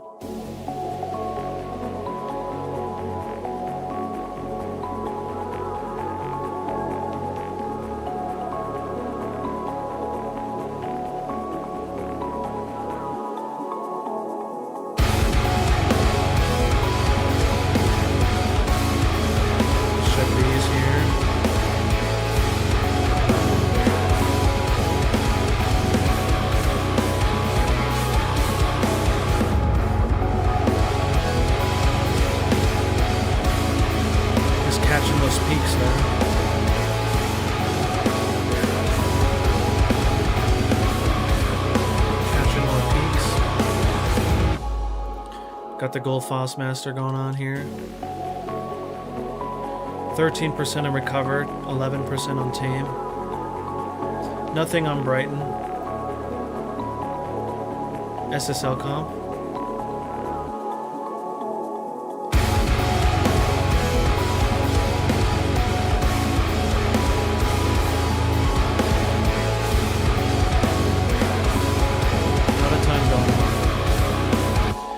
You can see I don't have it slamming like crazy. I just want it to just tickle the peaks, you know what I mean?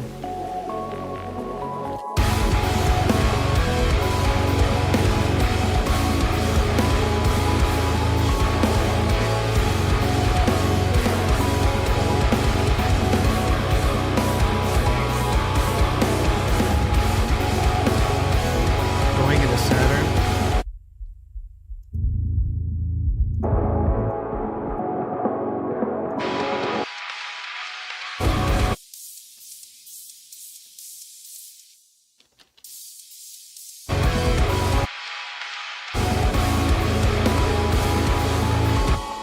Into Soothe.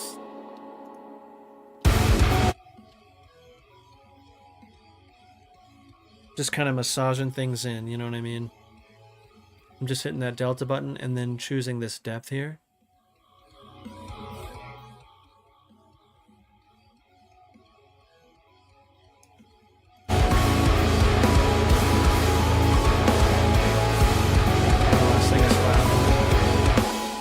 Which we did kind of a lot here, and so that's probably why it's not getting as much gain reduction, and we were kind of messing with levels and stuff like that, and my ears are kind of shot, and so, you know, that's something to think of.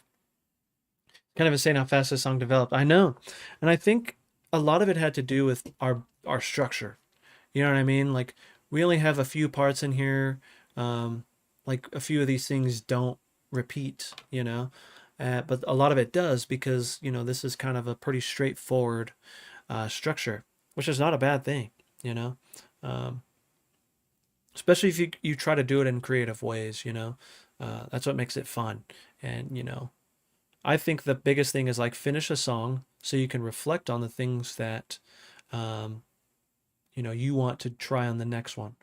Just because you finish this doesn't mean it has to come out. You know what I mean? It could just be a learning experience for you as well.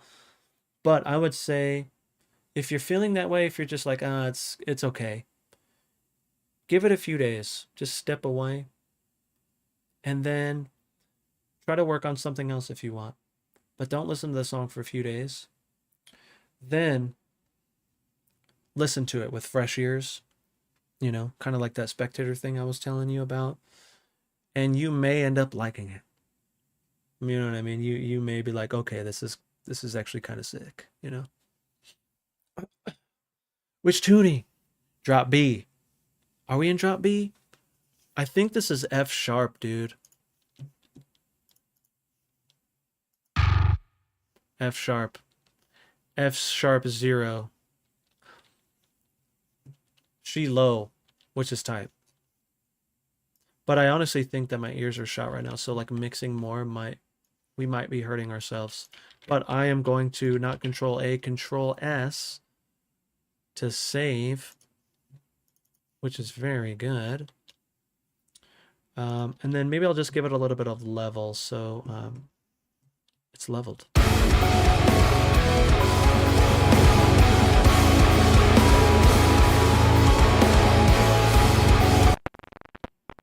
That's the delta there, so you're hearing what it's doing to it. Clicking up here in the gain reduction because I don't want to get too crazy with it.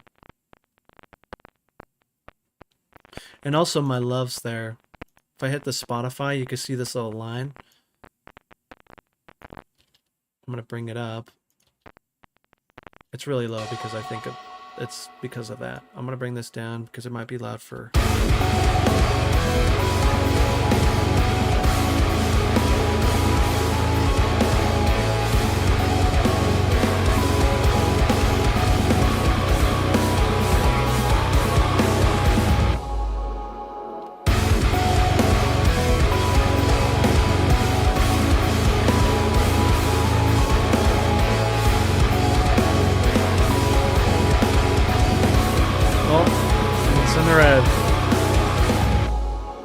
Bring it down a little bit more. So now at this point, what I would do is I would export this out and give my ears a break.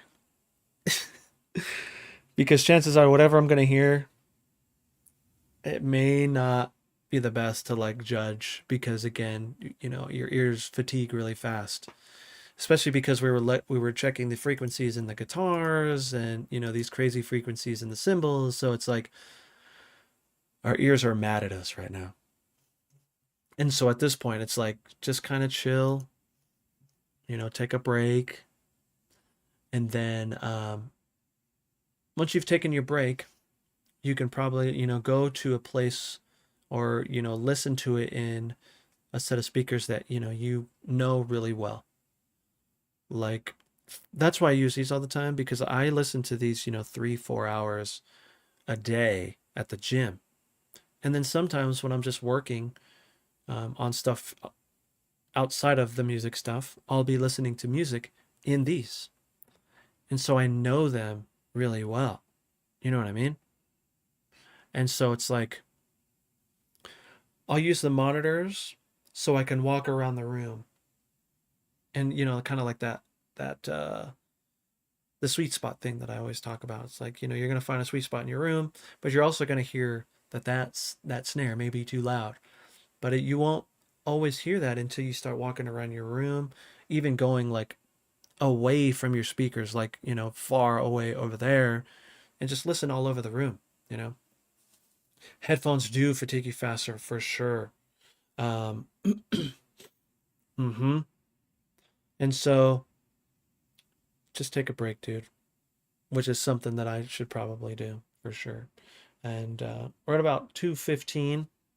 I'm going to turn the volume down, and then I'm going to hit the restroom really fast. Just because I'm sure, people who've been chilling here with me are probably a little fatigued too. Their ears. I'm going to turn down my volume. Hit the restroom real quick. I was hydrating too much.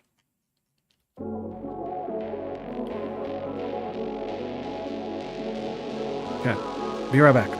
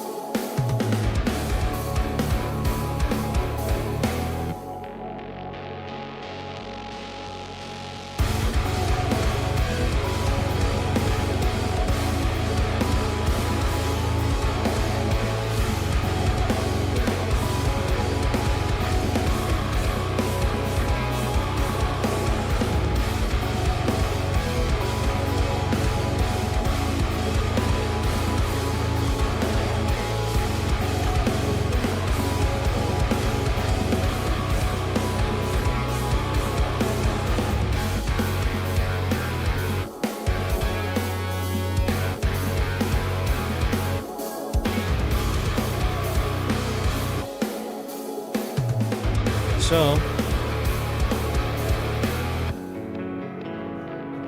hearing it at low volume, I hear things that need to come down for sure. And I think that's a good thing to do too. Listen at low volumes, because things are going to start poking out that you're just like, whew, that's too loud or that's too quiet. Like for me, the guitars are kind of loud at low volume.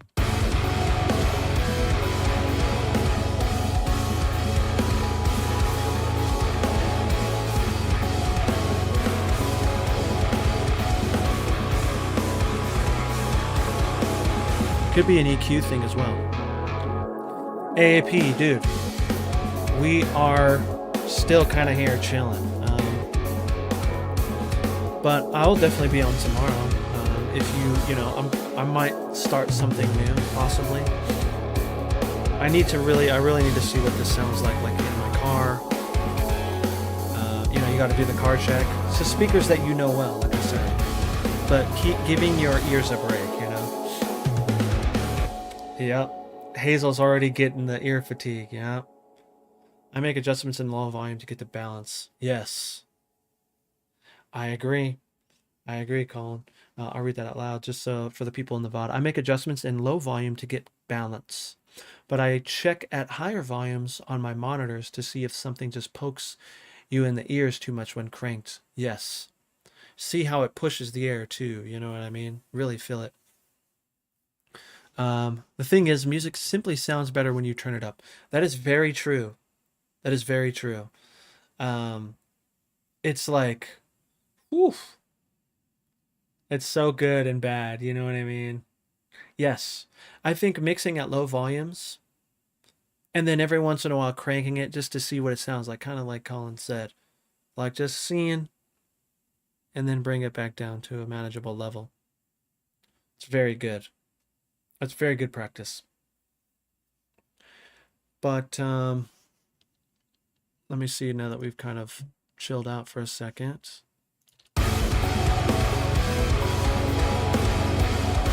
Darren, what up? How we doing, man? I am good. How are you? Thanks for coming by, dude. Demoitis. Oh, dude, I know. I've been trying to not get like that anymore. Because someone obviously hears something that's different or, you know, that's poking out to them because they're hearing it with fresh ears, you know? And so, yeah. Yep. Find the sweet spots. Your multi-out template. Thank you. Dude. Thank you, man. It really means a lot, and it's supporting this whole thing. And so it means a lot. And I hope it worked out for you, man. Let me know, you know, if you have questions or anything like that, dude. Also, this is freaking loud, dude. I think it's because I've just been messing with it. I need to tweak with it a little bit more for sure.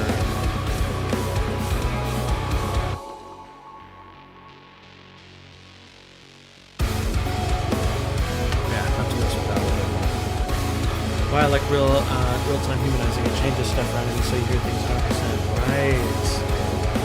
Except when I have the first album, song, and community jams, it can be set for a while before I open the project. I feel that. I'm having trouble with drum mixing.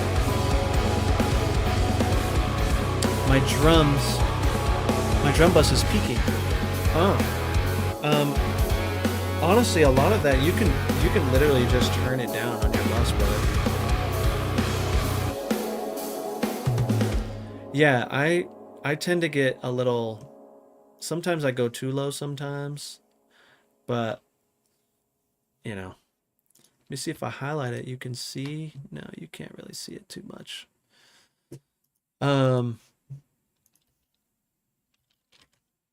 Let's go here.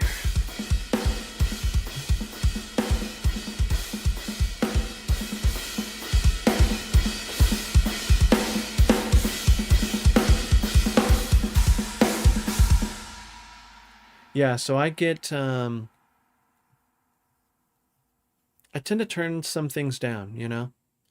Like you can see like my snare pretty low, pretty low, pretty low. Overhead's a little high, which I could probably bring down, but you know, don't worry about that when my ears are not shot. And so yeah. And don't be afraid to bring the drum bus down, dude. Just bring the whole bus down. You know what I mean? Flip left to right sometimes. Ooh, that's a good idea too. Dude, they also have this thing. Let me see if I remember how. Yeah, mid and side mode. They have mid and side mode,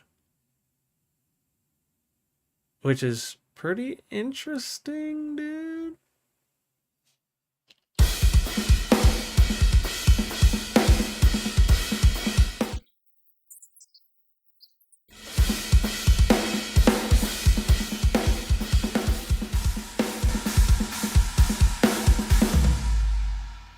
I've been watching a lot of like tips and tricks for Ableton 11. And it's like, oh, it's super helpful, dude.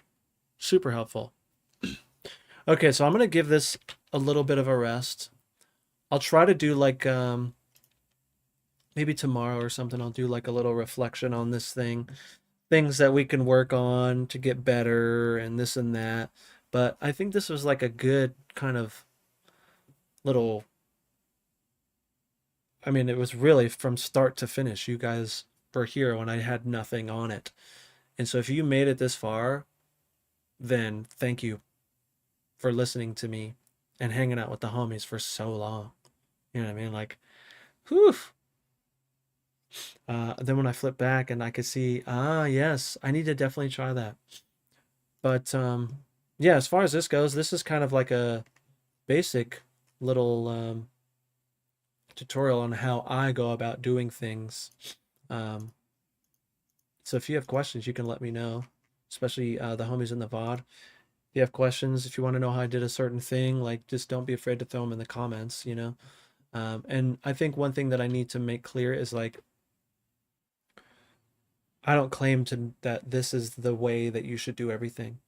This is just the way that I have done it because I have just kind of learned these tips and tricks from other people and stuff like that. And for me, this is the way that I go about doing to get the result that I like. May it change in the future? I hope so, because that means that I've gotten better and realized that maybe some of these things I was doing wasn't the most efficient, blah, blah, blah. And so it's like, you know, it's all trial and error for sure. You may take some things that I do and use them. You may have other ways that you do things. And so, but this is how we learn together. And then, if you join the Discord, um, then, we can definitely learn together. Do you still use the wildfire preset? Let me see if I am on this one. I am. Wildfire turbo off on this one. I have no turbo going, which is awesome. So I have, and Colin, I had that turned on, but I need to find a better, like, because what I have right now is this, and it's just super, like, it's really convoluted. I'd like to make it a lot cleaner. And so, how about I can, like, make you a promise that I'll have that by tomorrow when I stream again? Because it'll look a lot better, and then the peeps in the VOD, they'll know, like what we're talking about. They'll be a part of the conversation, and they can see how helpful you are. Yeah, I definitely want it to be a lot cleaner. Like one thing that I thought about doing was like having I think it was the filter, having the opacity up, but then you're kind of missing what's going on right there. And so, just trying to figure that out. Yeah, we'll be streaming earlier than usual tomorrow since it's Saturday. Possibly. Um, I don't see why not. Yeah, that's very true. I'll leave that up for now, just for the remainder of the stream. But I'm gonna definitely work to get something a lot cleaner. I know. I wish too. But I think that what we can do right now, since we're kind of reaching an ending point, is we can kind of take a look at community jams. There's not many, which it's all good. This is hilarious, dude. I was laughing at this. I was laughing, dude. And also, let me throw the Discord link over to the YouTube peeps.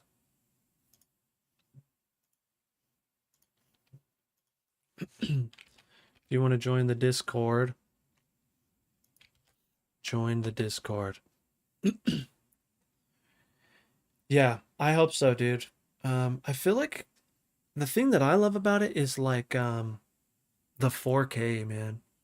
4K streaming. I'm streaming at 1440p over on YouTube. I'm hoping that Twitch gets that at some point. But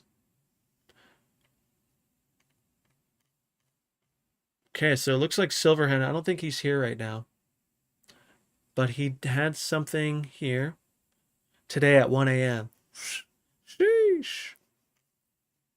This one yesterday at 12:30 a.m. And I'm over here watching at 160. Oh, I know, dude. Well, I mean, you're probably driving around and working and stuff. So Silverhand, I don't know if you're gonna watch the VOD, but we can take a look at the jam. Should we wait? Should we wait for Silverhand to come to listen to this? Maybe I will.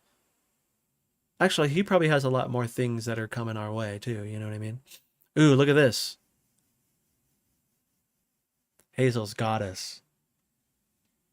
We'll check out what Hazel's been up to. All the work I'm doing for now on the album. You're cool that we kind of like mess with this, right? And like listen to it. It's not like a secret, right? Cool. Okay, so this is Amber, who is Hazel Firefox over on Twitch. This is what she has going. I'm going to turn it down just in case.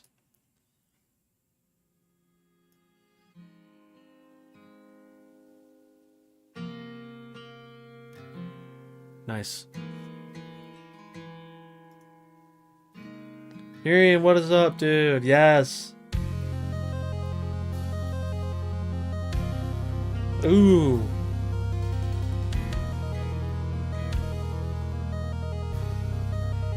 Dude, those chords.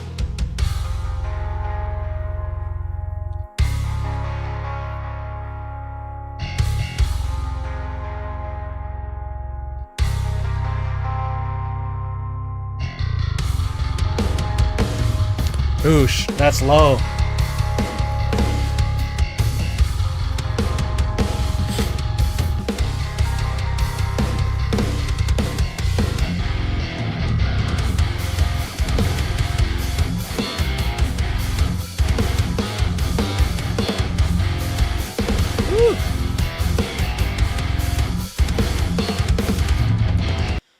Ooh, those drums. The drum program is so good. Man, so far so good. So far so good. I'm loving it. Okay, there's another one here. We got Amber hooking it up.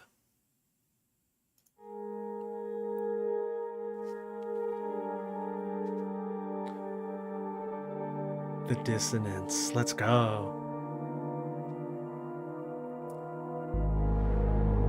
Ooh. Whew.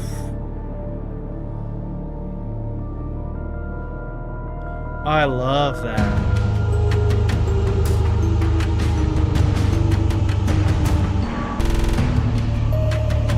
I thought my computer was messing up. I'm not gonna lie to you.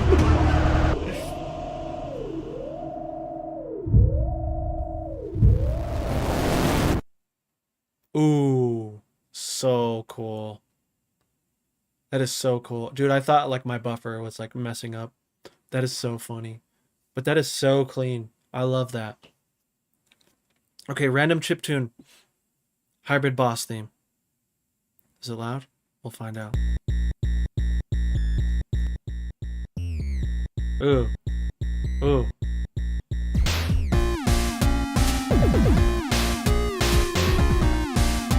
Oh, it's so cool. It's so cool.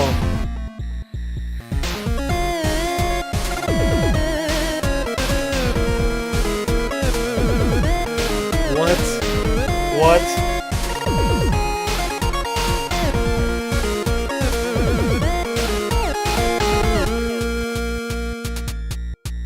Oh, it's so good.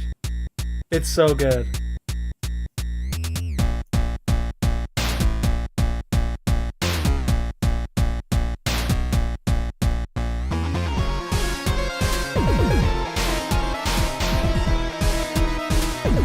Ooh. I love where you bent to.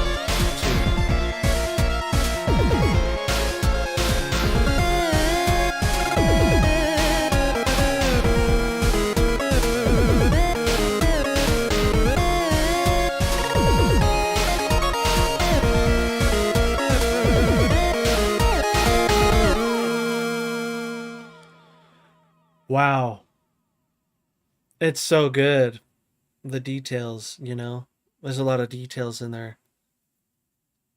Oh, And like the chord changes and how some of these bends went into that chord change. Like it's so good. So good. This is HLV Whip 2.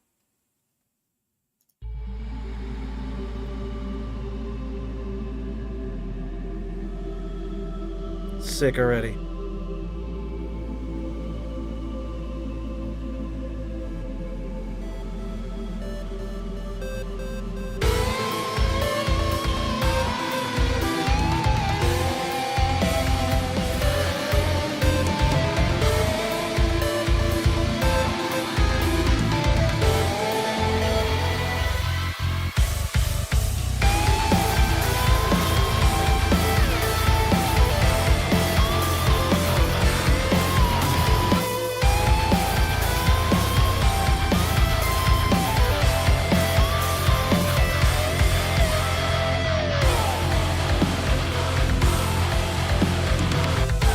Ooh.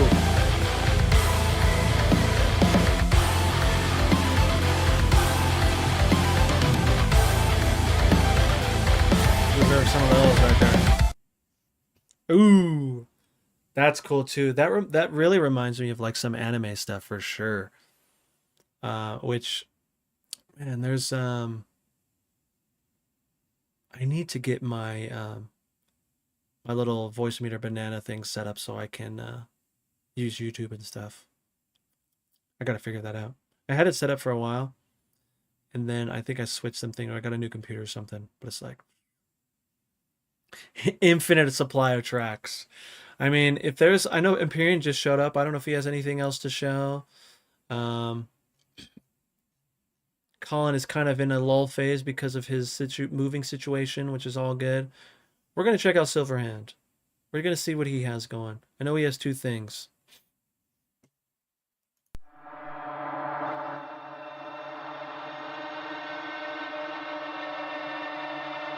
It's already sick.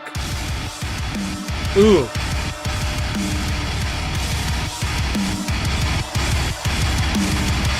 Ooh.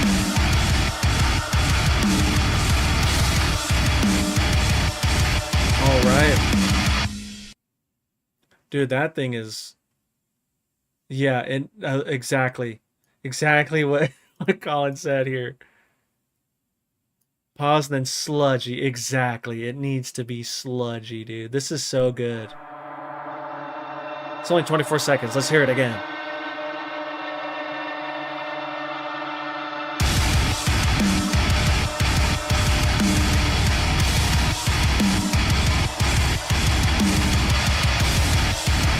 Oh, it's so good.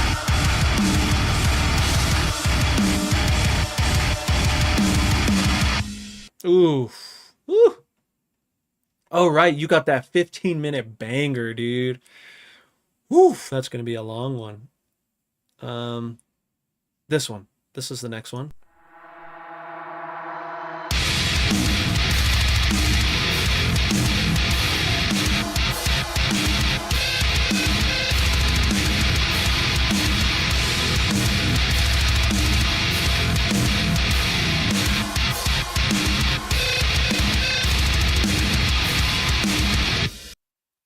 Holy crap. I wonder if that's real guitar. It's so good, man. Oof. Oh, what did I see? Ah, some more. Very good. I wanted to see this one, right?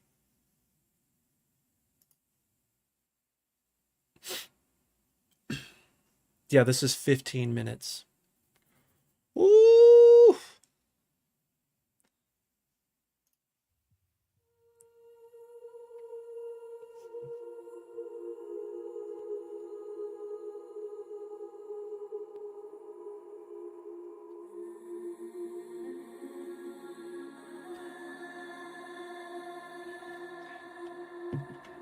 Are those vocals what I think they are? Thank you, Hazel. Appreciate you.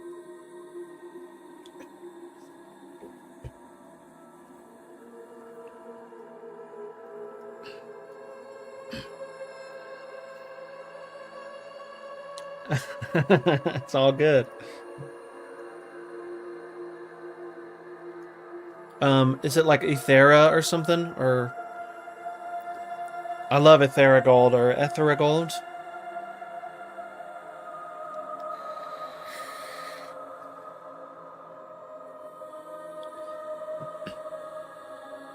Unless that's real singing, because that's so sick.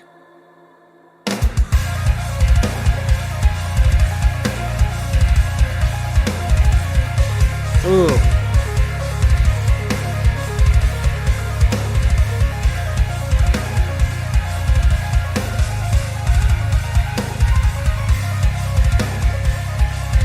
So good.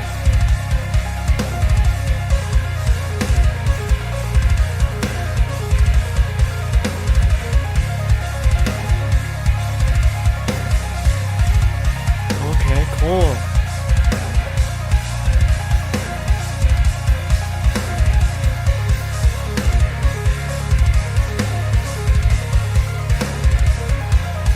Dude, that little arpeggio thing is so cool.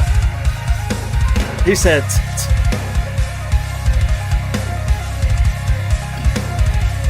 "Oh, we got ads.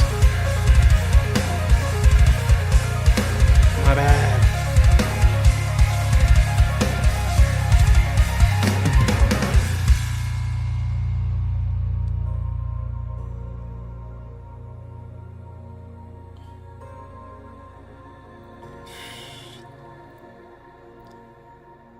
The journey, man.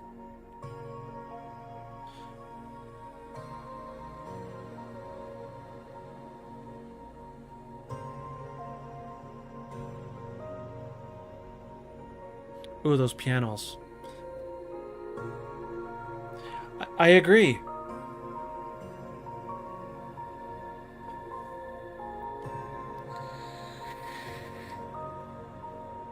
I know. Right?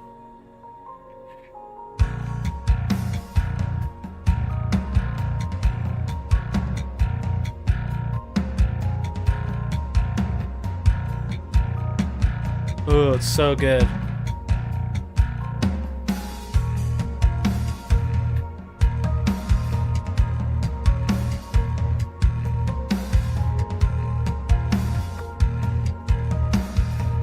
Oh, dude. This is so good.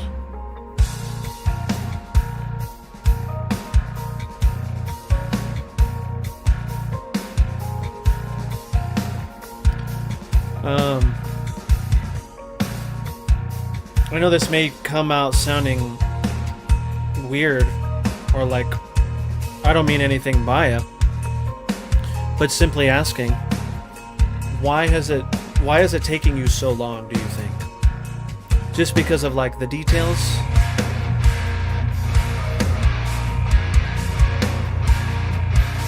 Those are real guitars, huh?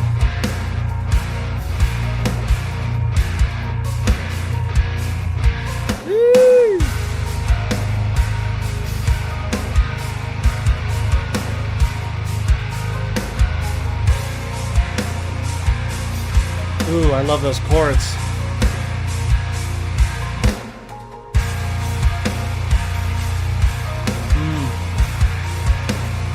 Yeah, for sure. I feel you on that.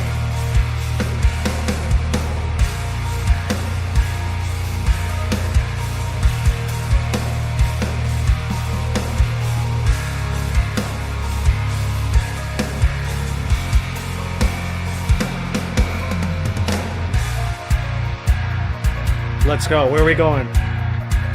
It's already been 5 minutes. It doesn't feel like it.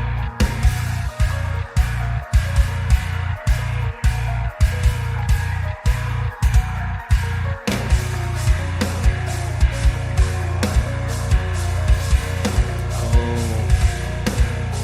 For sure, dude.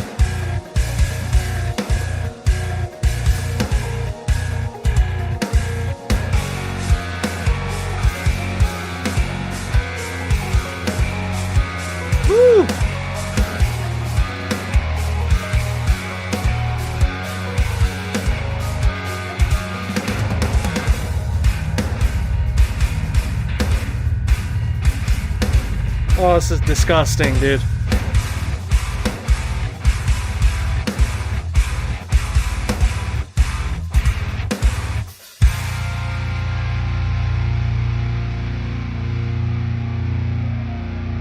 This is amazing, dude. Goosebumps. Wow.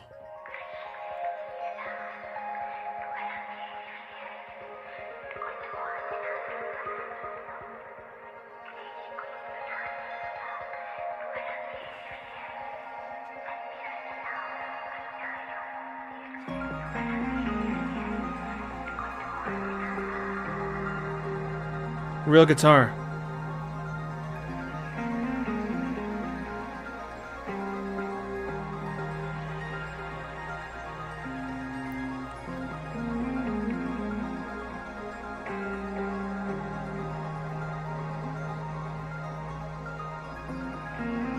I love how patient this song is, dude.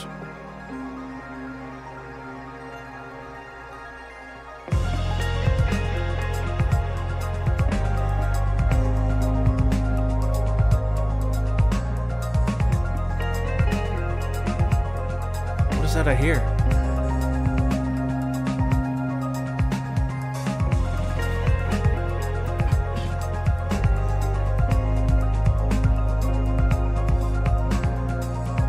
Nice.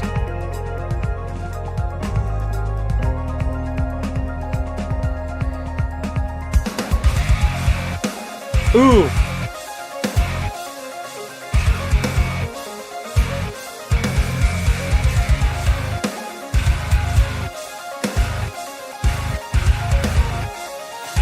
Ooh.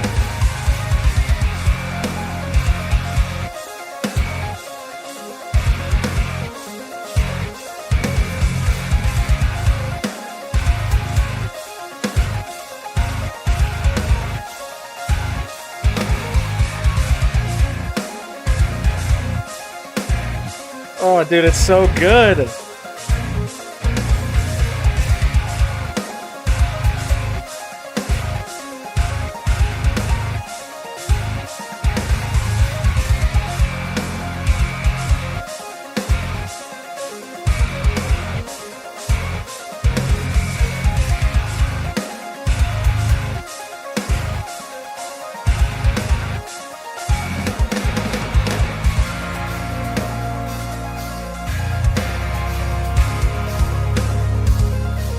Man.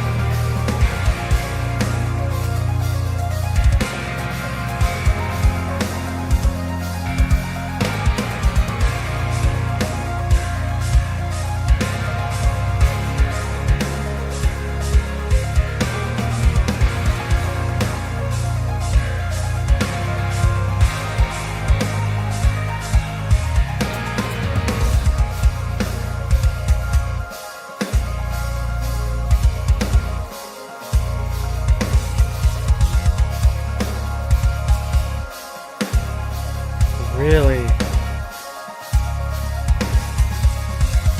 I hear Daniel Tompkins on this, like right here.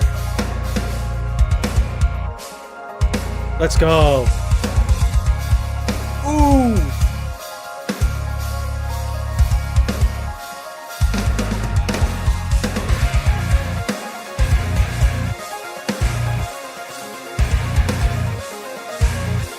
This has a nostalgic feel for sure, dude.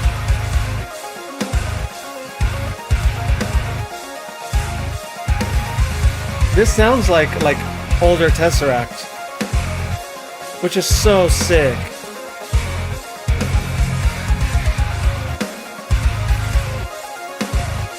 Exactly. Exactly. Oh.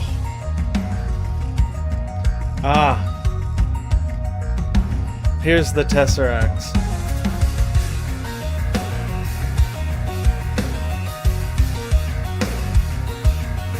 It's so elaborate, dude. It's so elaborate.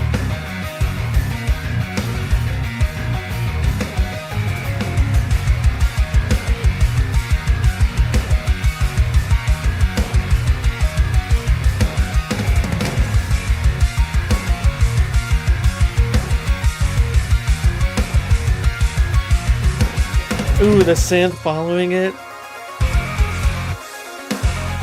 Oh, dude. Oh, it's so good.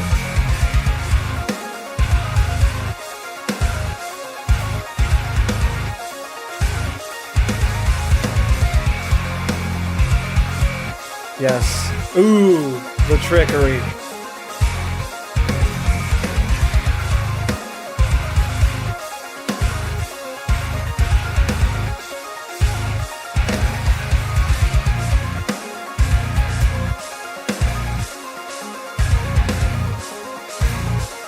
Ooh.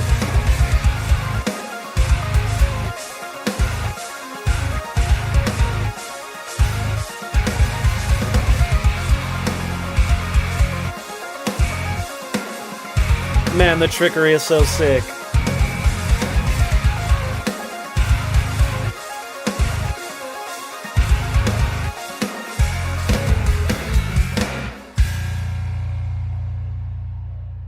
Part 3?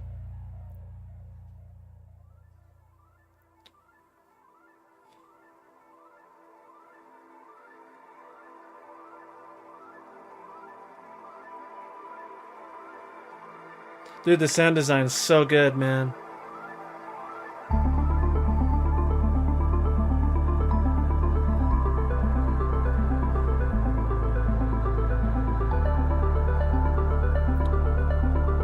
Sheesh. So good.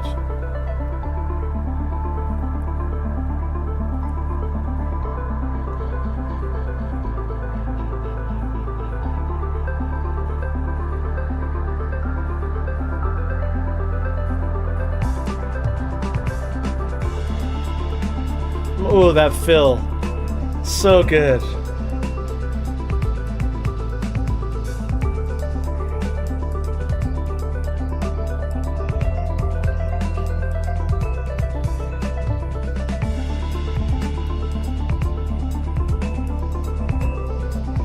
What are these drums? I love the tones.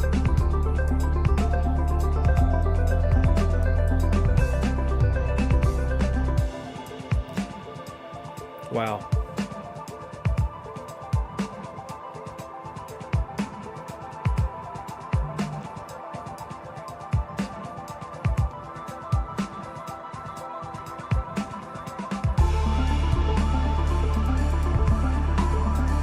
Dude, fits perfect.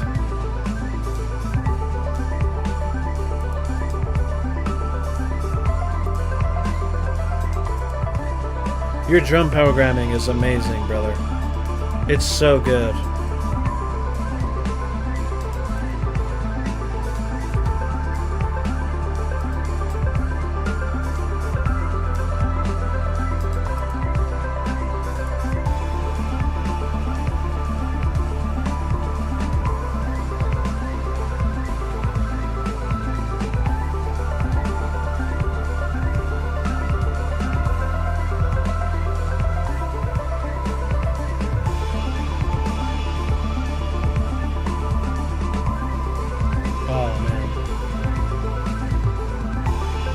I know.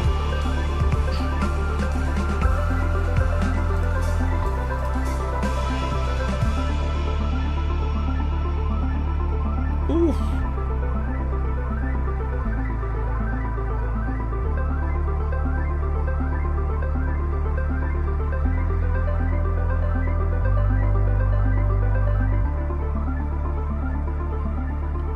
Dude, that was a journey.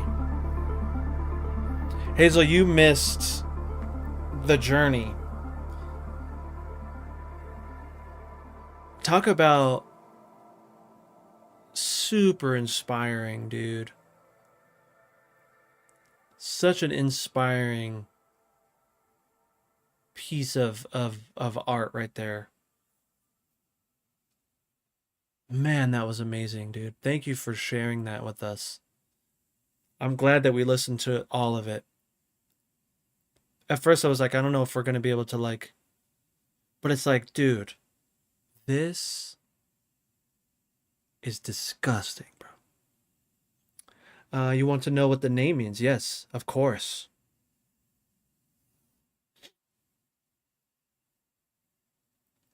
Because that is, whew. I have to like chill and just kind of like think about what just happened, man.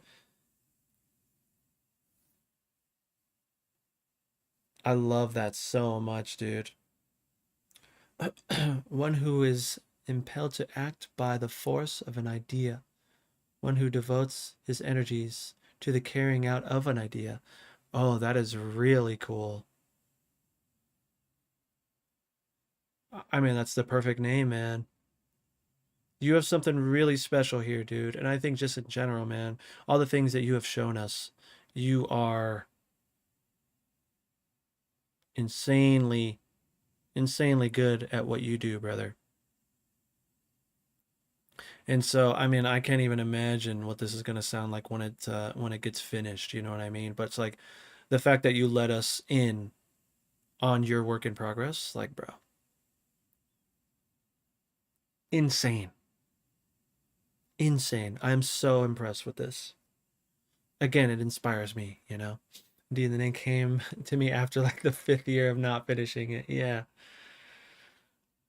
Dude, to me, like, it's like,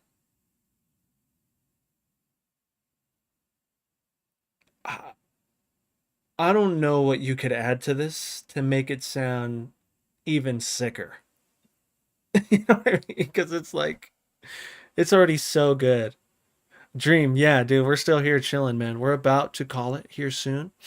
But you just missed like a masterpiece of a song that one of the homies in the community let us listen to.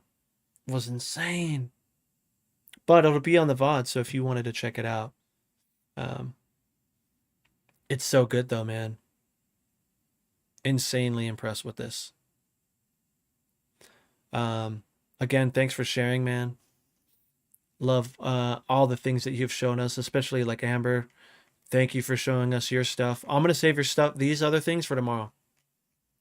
Cause look at you. Wheesh. Yeah, that was we. It was a 15-minute banger. This was 15 minutes, and it was so worth it. I'm in the disco if it's there too. Yeah, it is. It is in the Discord. And just go look through the community jams. Man, there's so many good ones. So many good ones. Um, a lot of talented people in the Discord. And I'm grateful that you guys join the community and we're so happy to have you. Again, this is kind of a community of just people learning from each other. I know I'm like the guy on stream, but it's like it's not what this is about, you know. This is me just kind of culminating a group of people that, all have kind of the same mindset. We're just trying to grow and learn and teach and, so very good. This is very good. But all right, dudes, I'm gonna bounce. I'm gonna bounce out. I'll try to get on a little earlier tomorrow. I got on a little early today, which is sick. That was cool. But I was only able to do that because I had a one-on-one with one of the other homies that reached out to me that needed some assistance. And so I'll see what I can do about getting on earlier tomorrow. I think we need to do like a little bit of a reflection thing on this and then maybe start something new. You know what I mean? Period. Dude, thanks again, man. Appreciate you. And look forward to more things that you send us, especially Hazel Amber. I'm just going to call you that. Looking forward to hearing what you have going on too. Colin, of course, you as well. But yeah, to everyone, thank you guys so much. I appreciate you. Let me see. Should I raid someone? Who do we got? Scott is on right now. Is the other homie on? Let's see who all is on. No, Marty's not on. Should we raid Scott just to say what up?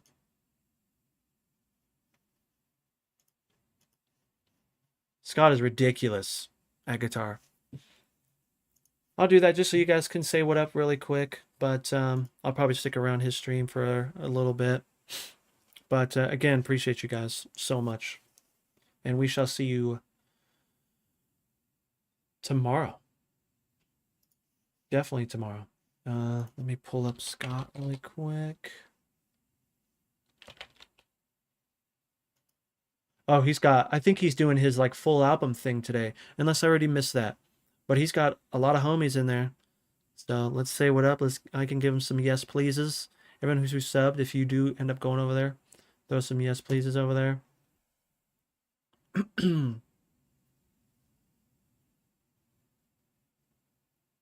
All right.